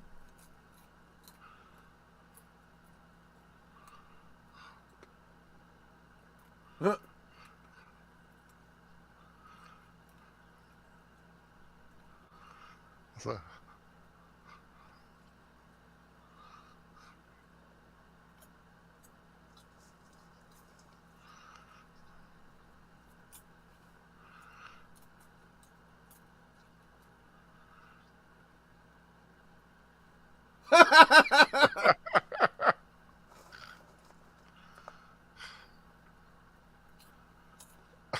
an old man in DC, the times really don't change.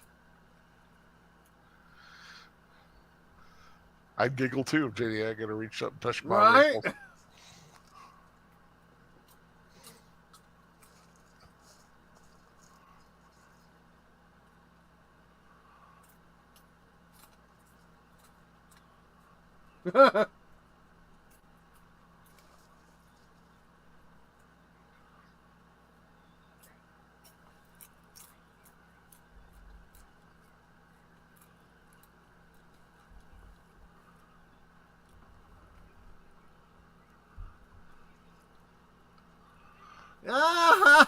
We just covered this. Yep.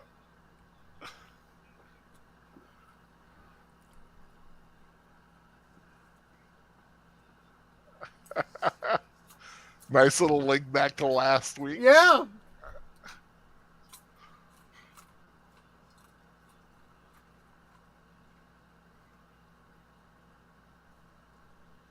Come on, guess. So this is a fat Biden?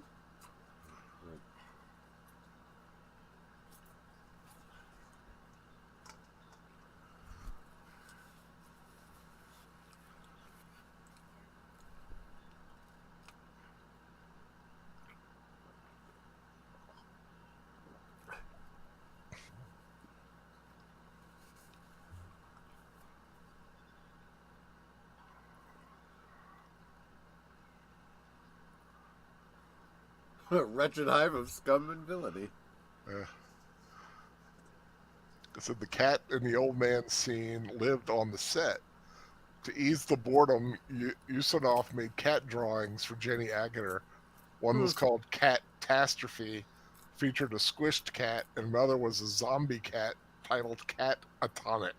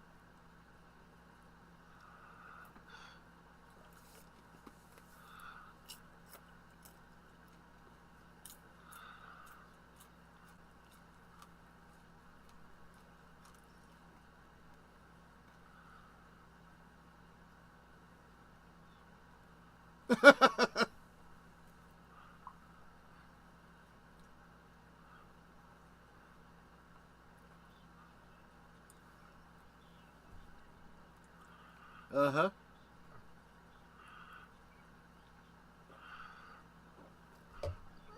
Just Gus.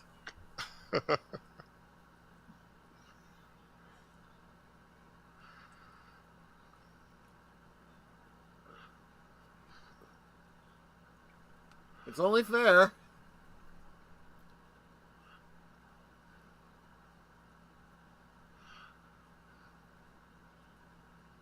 Can I have one of these?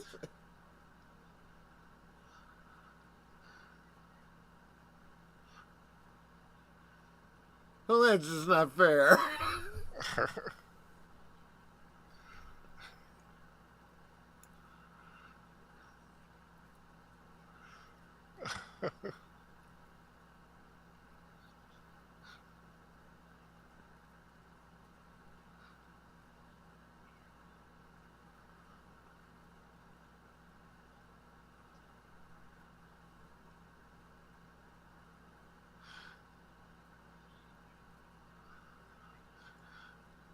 There's no one like McCavity. Do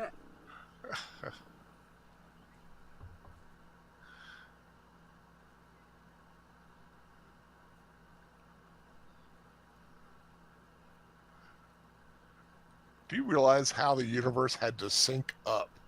Yeah. To do Cats one week and then do Logan's Run with all the Cats. Just by references. coincidence, because we didn't think that through. I'd actually totally forgotten that he quotes those poems.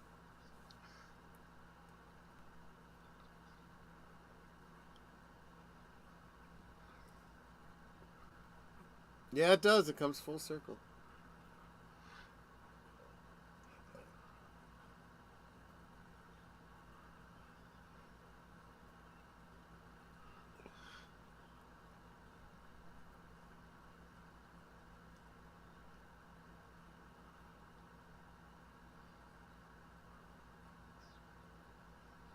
That sweet madman.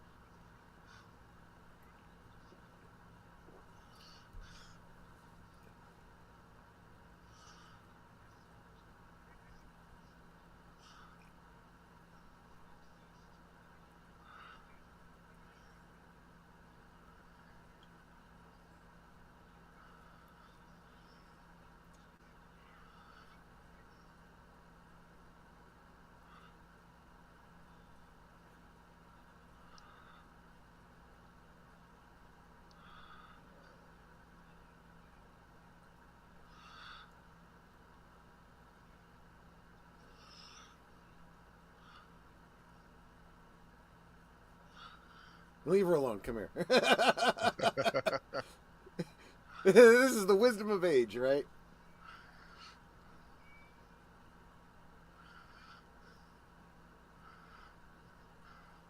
A lot of his stuff was improvised, I heard. I would imagine. It seems very natural.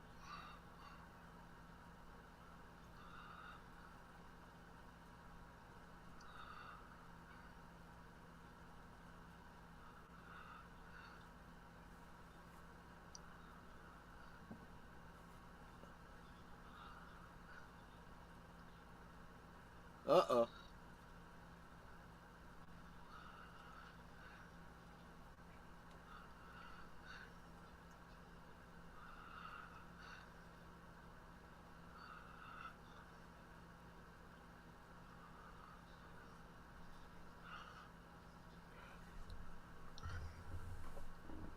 You know the madness, because he's asking her questions, but he's got her mouth covered so she can't answer. Hey, PJ, welcome back. Hey, PJ.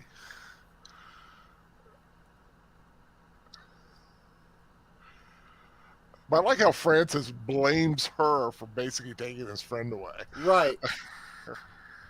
Well, it's because, see, you know, just like she is so fixated on sanctuary and she can't deal with the idea that there is no sanctuary, they had their belief too about Carousel and renewal and all that kind of stuff and not questioning it. Right. So the idea that someone could make you believe something else, you know, he has to blame somebody.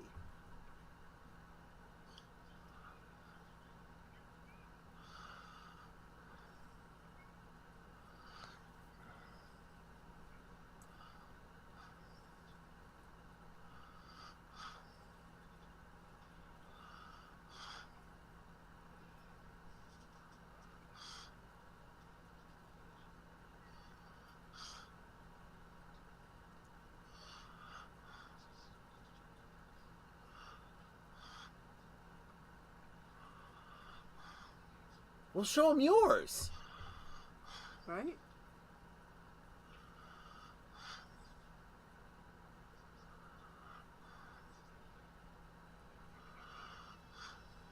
This is a lie. Literally the palm of his hand he's looking at. I gotta admit, that was a good jump. What I tell you about the Richard Jordan crazy eyes, though.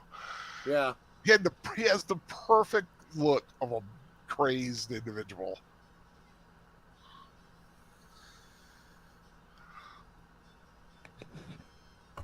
That's the guy that sent Jack Ryan to find Red October. Yeah, right.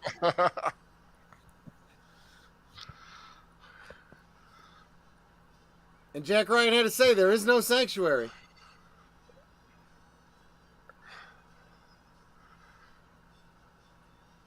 And actually, before they cast him, William Devane was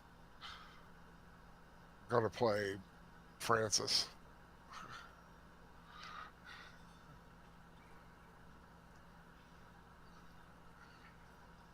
Hey, stop desecrating the flag. Well, that's hardly even the flag anymore. He let it touch the ground. You're not supposed to let it touch the ground.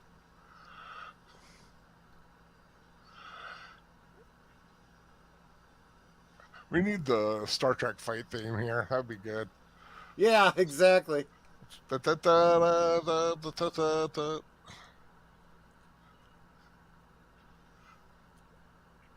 Ooh. Yeah, that was good and solid. If you get up, I'll hit you again. Get away from me, Bert! I'll hit you again.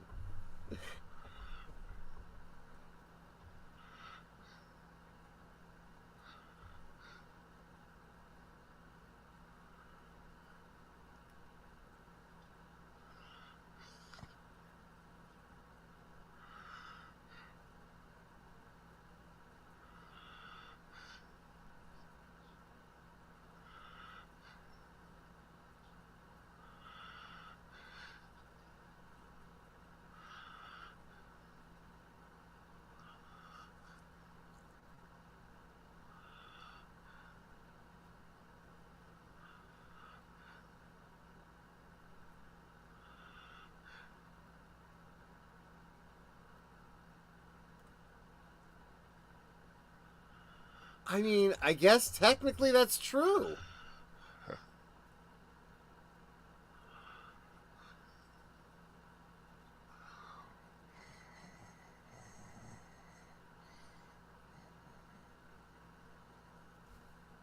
Yeah, but now they'll get some new clothes. Now, actually, narratively speaking, this is really cool because now they understand what Barry is. Yeah.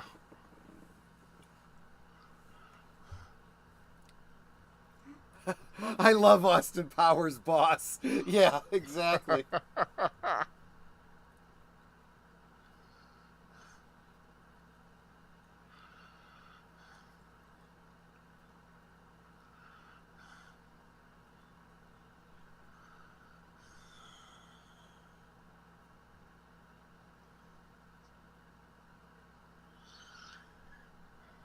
Oh.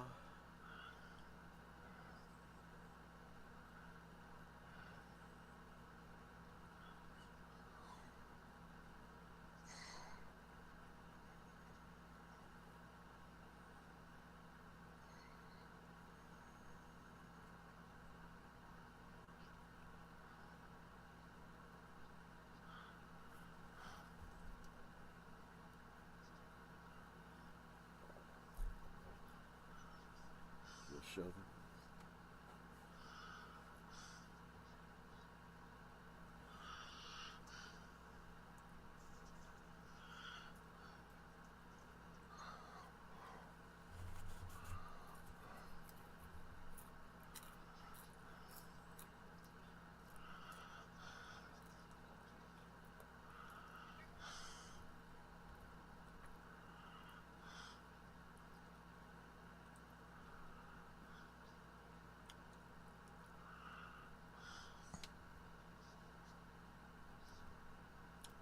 Hey, Nate, are you hourly? Does that mean that you're making some bank?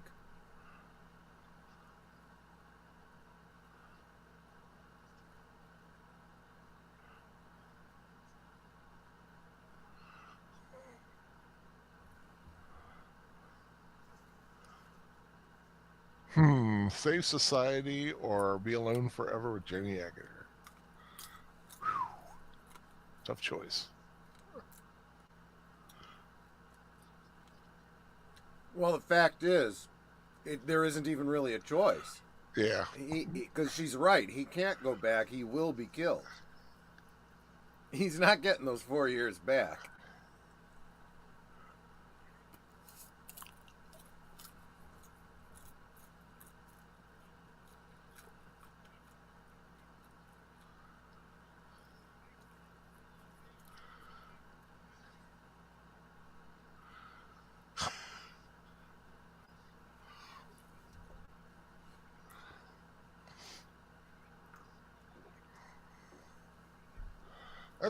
I'd do a little research to see exactly where that city is. We know it is semi close to DC. It's got to be on the coast. Well, I don't think the filming location was Washington. No, I'm talking like in the world. Oh. In their world. Where is the their dome city at compared to DC? Is it like Philadelphia? Is it Yeah. on the coast of Virginia or North Carolina or something?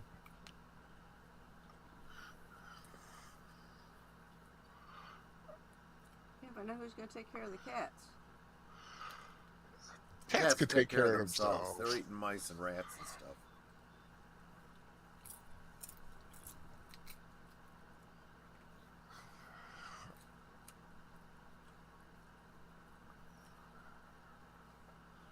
Orville Nation said the Dome City used to be called Bill Gates City for eating bugs before people forgot the name. Yeah, right.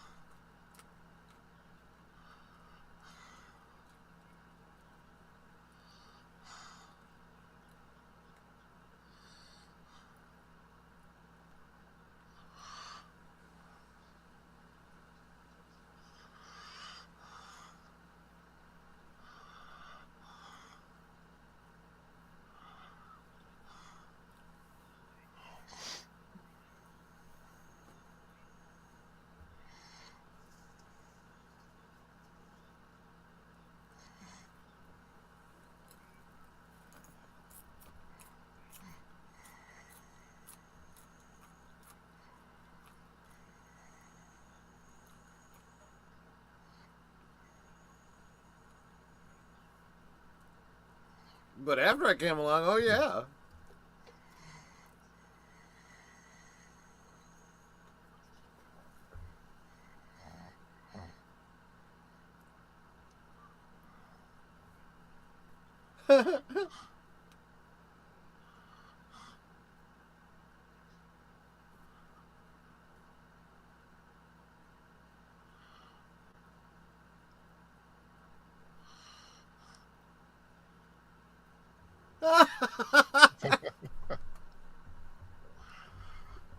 I love that. See, right?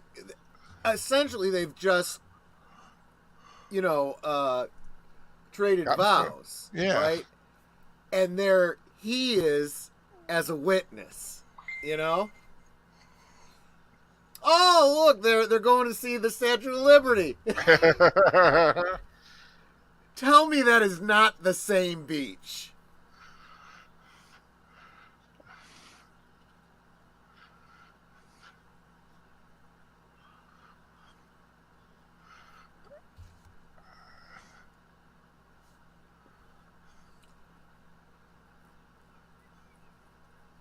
This is different from Planet of the Apes. I recognize that waterfall.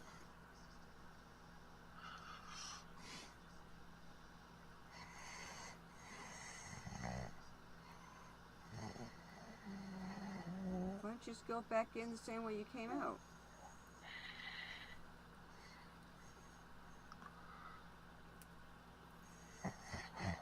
Now, are their palms colored again? No. No, when they get back into the city, they're still clear. They literally have renewed. It's like their clocks got reset. Yeah.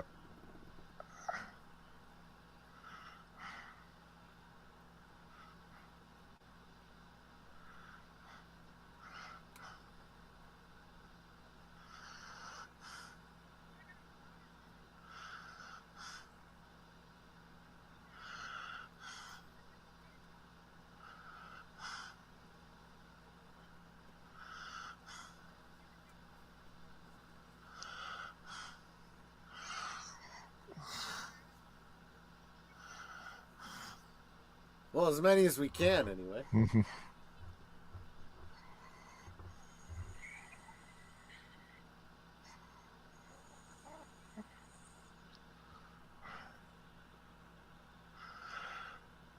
Too bad he didn't bring a cat with him.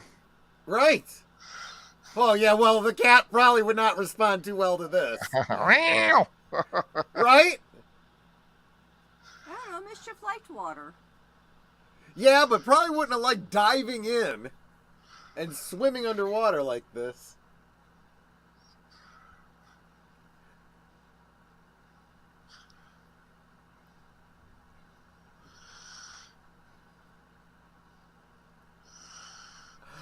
I missed it, PJ. I don't know what you were saying. Nice. I must have said something you found funny.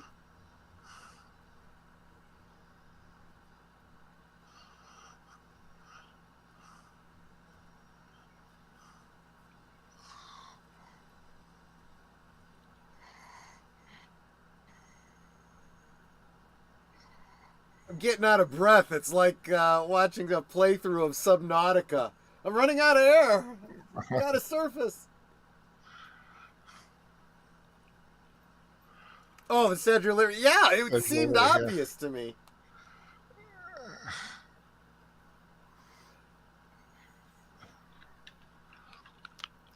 I'll wait for you to get out so you can help me up.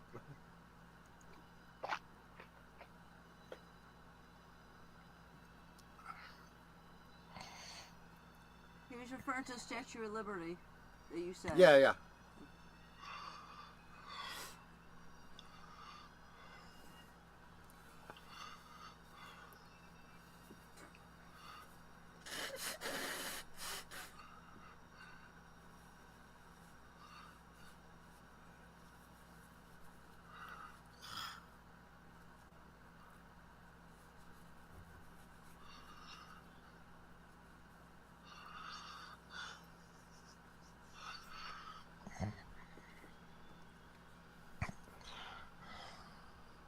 Kind of makes sense. They'd be arriving on a A day of Carousel again.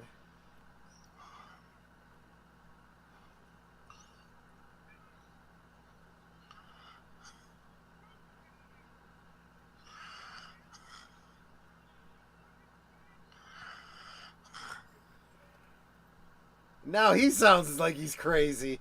Yeah. If you think about it from their point of view, it's like this guy's a raving lunatic. Show your hand. He is, yeah.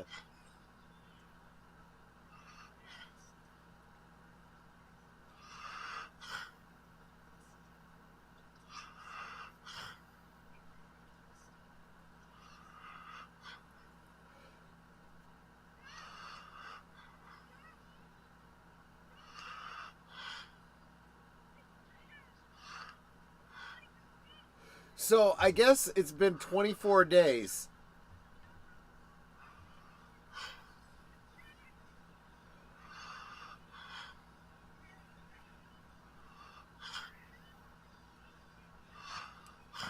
Now, see, this is interesting, right? Because there is no renewal, but there is no sanctuary either. Mm. I mean, I suppose from a certain point of view, there kind of is.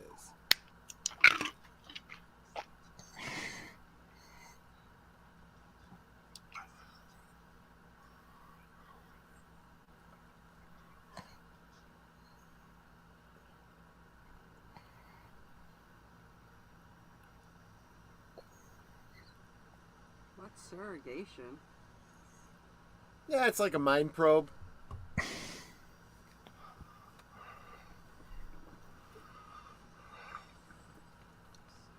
Or like the Wookiee mind evaporator.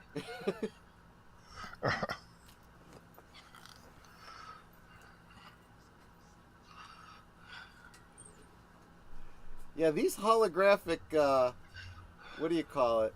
Or these holograms were pretty new back in the 70s.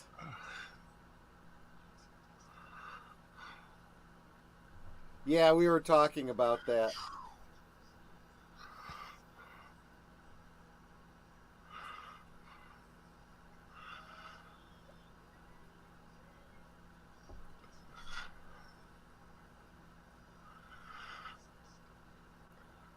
And the computer is unable to accept the answer. Right. The truth is just doesn't compute. Yeah, and it's like he is not, resisting. This is the truth. Yep.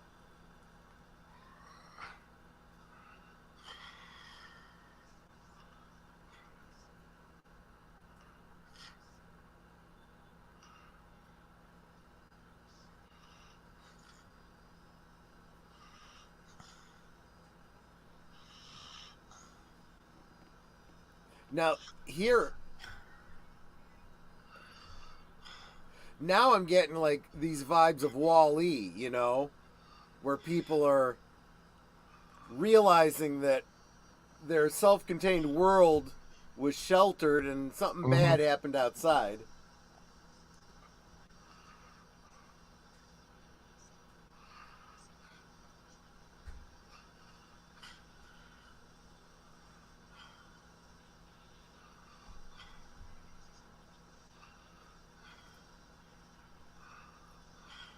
Have you ever noticed that back in the 60s, 70s, even into the 80s, all you had to do to destroy a mega powerful AI was lie to it or give it a logical conundrum or something, and it would just blow up. It cannot be a lie because he is telling the truth. But if he is telling the truth, then it cannot be a lie.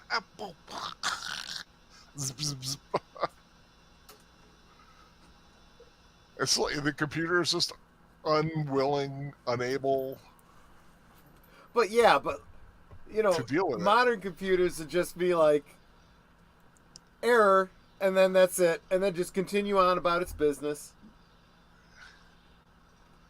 Blue screen of death, whatever, reboot.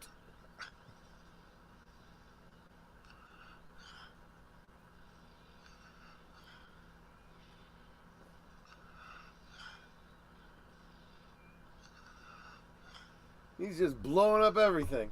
That's the other thing, too. By blowing up the computer room, the whole city goes kablooey.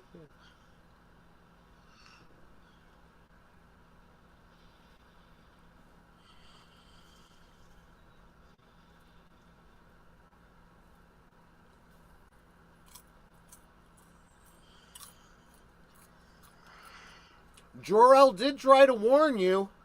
Yeah.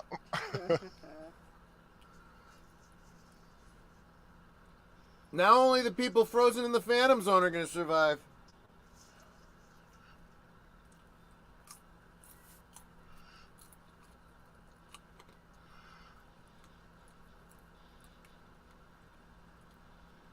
I just realized they must have actually blown up that miniature. Yeah, I'm sure some of it is, but... You're going to need a bigger boat, Evelyn said.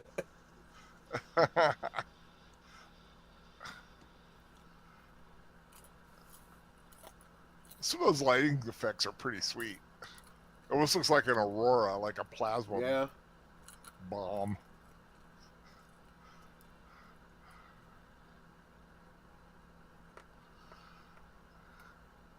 And this really is visually very similar to Superman. Okay, how did they get outside so easy? Well, the place was blown up, so when the walls exploded, they just walked through the rubble.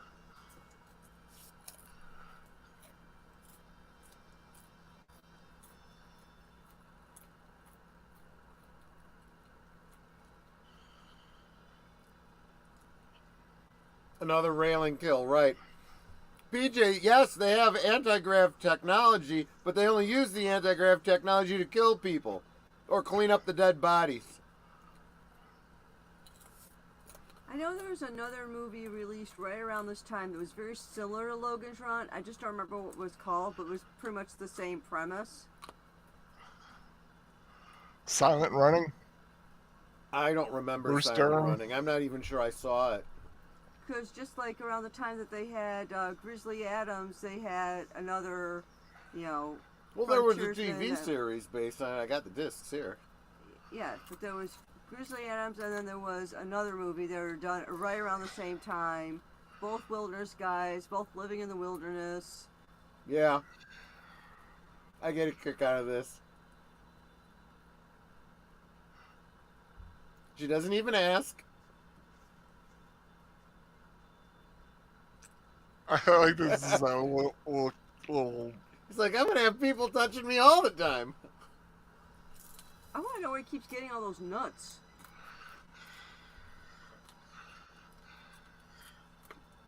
And they're all stepping in his fire and no one's getting burned.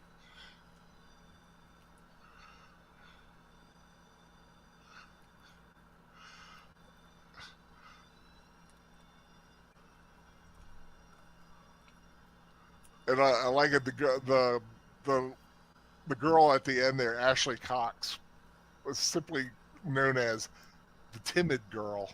Yeah. And she was Playboy Magazine's Playmate of the Month, December 1977. Yeah.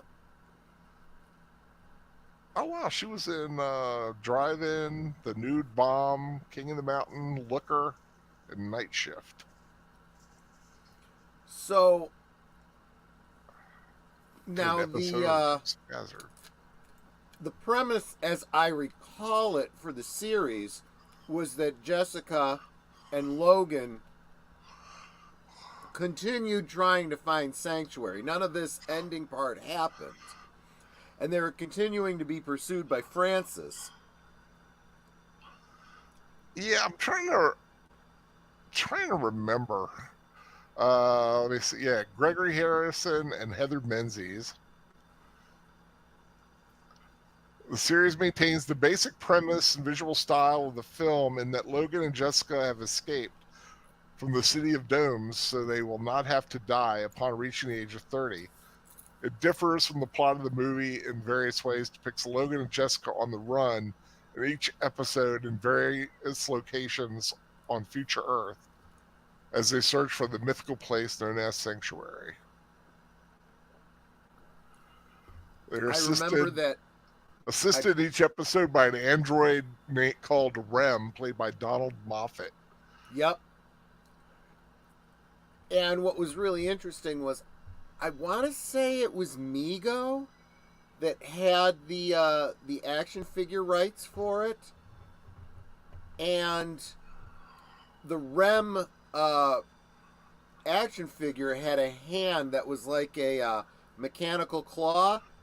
It was a reuse of one of the claw hands from one of the Micronauts, one of the big size Micronauts. Oh, cool. I like how you see like the Carousel people flying over the over the thing there.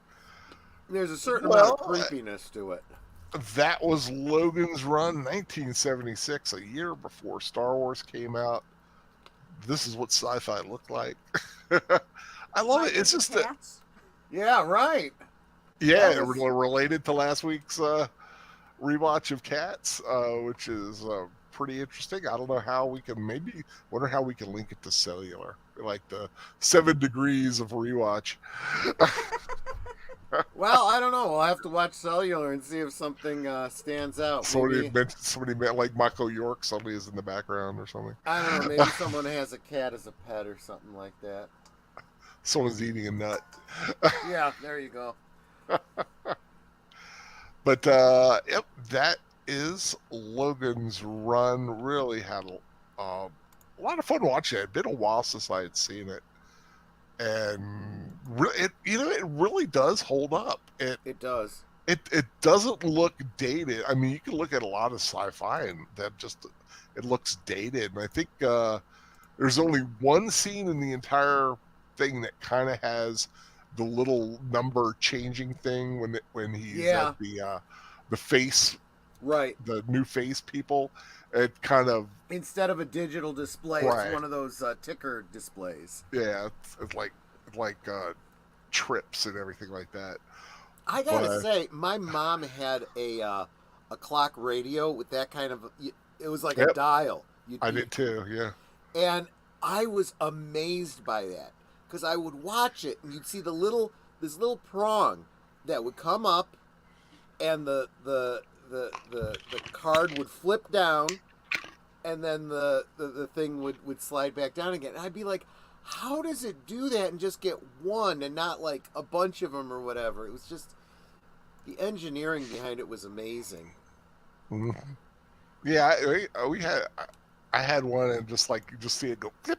It's that little flippy thing. It just was sometimes fascinating to watch. Well, that is this week.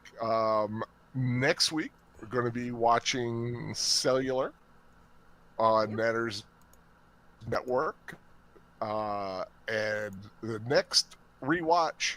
Now, I got two things I'm going to say here. The next rewatch on my channel, Big Al Presents, is this coming Friday with my special guest, Deleted Scenes. We are going to be watching Hawk the Slayer, 1980 sword and sorcery film with Jack Palance and John Terry. It's going to be a lot of fun. Already made my little intro for it, so I'm really looking forward to that. It's going to be Friday night, special time, 7 p.m. Eastern Standard Time. That gives a good 2 hours for the film, and then an hour to recover before Last Call comes on. But that's later in the week. Tomorrow, what's happening? Yep. Tomorrow on Geeky Geezers, we will bring you your your weekly dose of, maybe not all the geek news, but the things that we thought stood out. We always do try to cover whatever the big topic is, but we also try to get some topics that, maybe fly under the radar of some of the bigger channels, some stuff you won't hear other places, and sometimes we'll put a different spin on it than some of your other favorite YouTube channels. So that is tomorrow night on Aged Boomer's channel at 9 p.m. Eastern Standard. Absolutely. Correct? Yep. On Monday, there may be a Batman show. Batman. No, sorry. On Soundtracks with Birdman. Although last week he did one on Sunday, so if one pops up tomorrow afternoon, don't be surprised. But keep tabs on Soundtracks with Birdman. He could go live at any time. He's crazy that way. But yeah, could go Mondays, live, and who knows? He could renew. and that's true. Or he's always getting packages too when he does that. True, he does those does a lot of unboxings, yeah. Because he's always ordering what do you call it, soundtracks and whatnot. And so yeah, I think some of the best is when he pre-orders something and then forgets about it. Yeah, and it comes in. It's like, what did I order? I don't know what I ordered, but I'm gonna open it up. Actually, I should do that with some of my toys. I order action figures all the time. Maybe I should. I know. I pre-ordered a book from Amazon like last year, from Tasting History. Oh, you got his cookbook? Yeah, I pre-ordered his cookbook because I love cookbooks, but not only do I love cookbooks, but I love historical cookbooks. Yeah.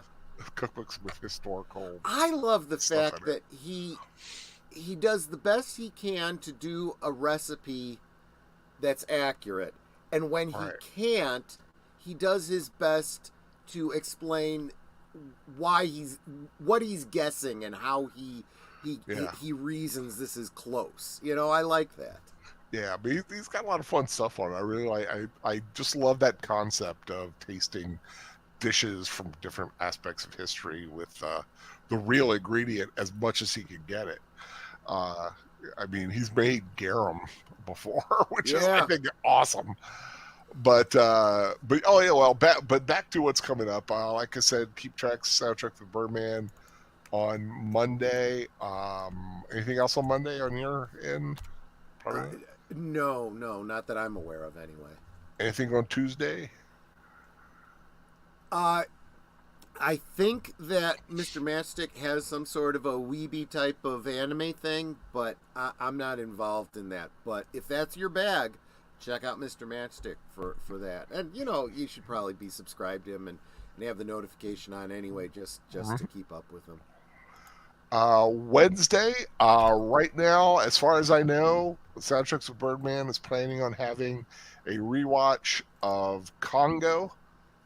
With Jerry Goldsmith's soundtrack, so hopefully that comes off, and if he does, it will have a special guest. Yours truly, me, Big Al, will be joining him, and I think maybe Agent Boomer. I'm not really sure, but that's if all the stars are aligned right, and I'll have that. Thursday, one of these years, Netter's going to pop up on a Thursday. Actually, possibly sooner than later. Ooh. Yeah, it's like I sit in the green room and I actually put in the chat. Thanks to Orville Nation. Yes, thanks, PJ. I have gotten over 200 subscribers. If YouTube lets me keep them, which I'm hoping they will, at least keeping me over 200. On Thursday, I will have a special live stream. And I'll be giving away 3 gifts to anyone that's in the chat. I'm going to put y'all in a drawing and then assuming you want, draw 3 names. And so you can share in my happiness. Yeah. Any idea what the gifts are? Or is that you got to tune in to find out? No, I'm talking for us. I'm talking for us, the public. Are you able to say, or are you keeping it secret? I'm keeping it secret. There you go. Nothing wrong with that. Then Thursday, keep an eye out for Netter possibly going live. Like I said, on Friday, me and Deleted Scenes will be watching Hawk the Slayer.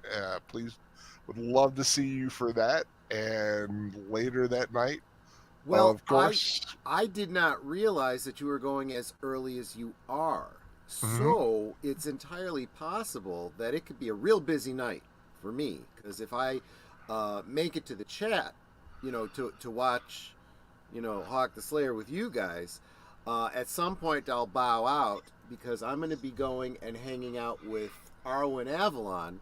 Not sure where she's going to be, if she's going to have her own stream or if she'll be on someone else's stream, but she's a returning guest, who to my channel, you know, she's got kind of the same shtick I do. Friday nights, she drinks and chats with friends and stuff like that. So what we're gonna do is the equivalent of a YouTube pub crawl. Wherever she's at, I'm gonna go hang out in the chat with her. You know, she'll have her thing going on with her peeps and talking and joking and front loading a little bit. You're gonna be good and drunk by the time your shit is on. Exactly the idea. And then we will, you know, stagger out of wherever that is, and then come over to my place for last call, and we'll just keep the party going then. So it sounds like you could definitely hang out with Big Al for a while. Yeah. I will keep an eye on my community tab. Or the entire time. Hang out the entire time and then catch them later. Yeah, absolutely. You it sounds like I do want to say though before I do forget, Hawk the Slayer, since we're not gonna have the Cosby thing, Hawk the Slayer is available free on YouTube. So you can watch it. Oh, there you go. So I'll no problemo. Yeah, so there's also the possibility that, you know, you might need a timestamp if you're late. So, but it sounds like there'll be an hour in between, so then you can come over to wherever Arwen Avalon is, and I will let you guys know on my community tab. I'll put a link, so keep an eye out for that. I'll also put it into my chat. And there's some really, really uber drunk people even before it starts. Yeah, very possibly. Very possibly. I will do my best to pace myself. Last call will be for first fall. It'll definitely be the last call. That's right. Yeah, but that's all I got. Yep. Okay, that is Friday, which then leads us to Saturday, and we're going to be watching. I will let Nanette say it. Cellular, yes. Cellular, and does that star Chris Evans, or is he just? I think he's the co-star, I believe. Of course, if I'm going to channel my inner Lily Tomlin, it's one ringy dingy, two ringy dingy. That was in the days before Cellular. I think Jason Statham is really the star of that film. Ooh, Kim Basinger. Ooh, she's the Please Help Me girl, and Chris Evans. Very cool. So yeah, join us. Okay, deleted scenes may do the show as Jack Palance. It means he'll be eating up the screen. I tell you, if you've never seen Hawk the Slayer, it is definitely a B movie, but it's one of those that's just it's fun, and you're right. He plays it to the hilt. He is very much in the. If you remember Frank Langella doing Skeletor, how much he really got into that role, Jack Palance takes it even further, I think, in his portrayal. But yeah, it's going to be a lot of fun. So yeah, Hawk the Slayer Friday. 2 weeks from tonight on Big Al Presents Films with Friends, the normal time, we're going to be kind of switching gears from the sci-fi. We're going to be watching the first of Michael Pare March. Yeah. If you remember who Michael Pare was. We're going to be doing the rock and roll fantasy Streets of Fire with Michael Pare and Diane Lane and some really cool stuff. Willem Dafoe is in the film. But great music and going to be a lot of fun. And of course, later in the month, there's going to be a special 2-night event of Eddie and the Cruisers. Last call is going to be Eddie and the Cruisers with Troy will be showing it with special guest me. Yep. And on the following night on Big Al Presents, going to be watching Eddie and the Cruisers too. So we're going to get the entire story. Saga. Entire story of Eddie. What's his last name? Eddie Wilson. Eddie Wilson. Yeah. I couldn't get Eddie Munson out of my head, man. I got John Cafferty in my head, so yeah. But, so yeah, some great music. Could get great music going on. if you can get soundtracks with Birdman on, that would be great. This is He's got a standing invitation anytime he wants to join. that would be awesome if he could make it for one or both of these, because I'm not sure. That's a hell of a soundtrack. It's a great soundtrack. I'm not sure if it's his kind of soundtrack. Yeah, he's more into scores. He's more into score and that kind of thing. But definitely. Well, I'll have plenty to say welcome about it if he wants. But yeah, awesome music. Both. It's also both where I learned the term Sejoura. We'll talk about that. Gonna have a lot of fun. So yeah, so a lot of good stuff coming up in the next few weeks and month. So I hope everyone had a great time tonight. I really did. God, I love it. I just love doing this. It's a highlight of my week. Sitting and watching movies with you guys and chatting about it. I hope everyone has a wonderful, wonderful Sunday and a wonderful week ahead. Start of a new month, coming out of the winter. I would say winter. It was 80 degrees here a couple days ago. Oh God, I had to turn on the AC. But I cannot go away without having Netter say. Well, you know what I always say. Yes, I do. We can talk amongst ourselves, and that's all good and fun.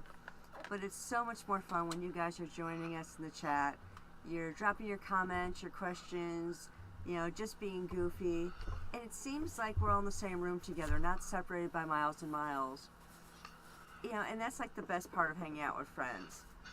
And you guys aren't just friends for us, you're family. We love you guys, and we do appreciate you so very much. Thank you for being here with us. I think what I love so much about the way Netter says that is, at one time it would have seemed corny to me, but think about this. It's so much like when Fred Rogers used to close out his show. You always make each day special for me. You know how, too, by just your being you. And I just think about that, and I get verklempt, because it's like, yeah, that's where it's at. That's really how I feel. Yeah, it's a lot. It's a lot of fun. We always try to keep this a little bit light. Don't get it. It's just you want to have fun. Yeah. Fun with your friends. Fun films with your friends. No, I'm not changing the title. Stick with films with friends, but still. Yeah. Well, yeah, we'll have fun with our films with friends. Fun films with friends.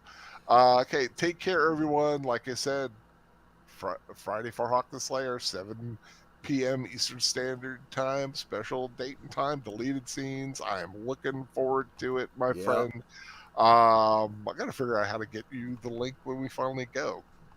I guess Twitter. Is Twitter good? Yeah, Twitter's the best way to reach him. Yeah. Okay, yeah, because we've been that's how we talk. So yeah, I'll tweet the link to you when we're getting ready to go, or if we have any things to say during the week, we'll make sure it goes. Take care, everybody. No football tomorrow, but NASCAR. No, is there a NASCAR race tomorrow? I do not know. Don't ask me. I don't know nothing about I'm just reassociating. I'm putting the ramble in my reviews, rewatches, and rambles. Sure. I need to do a review. I'm coming up with a new concept real quick. I'm thinking of doing like I've got a whole bunch of films I've watched. I don't want to do a big video on them, but I want to do like one of the collection and call them 5-word reviews. Just sticking with 5 words to describe. That sounds interesting. And that includes and, ofs, and does. Maybe. We'll see how I do it. I might just use commas. But yeah, I want to see, maybe it might pop up in the next week or so. Because I got like several films that I've watched that I think would be cool to get some words out. Take care, everyone. I know I said, let's finally get out of here. Bye, everybody. Have a great Sunday. Love all my Al pals, and take care. Renew.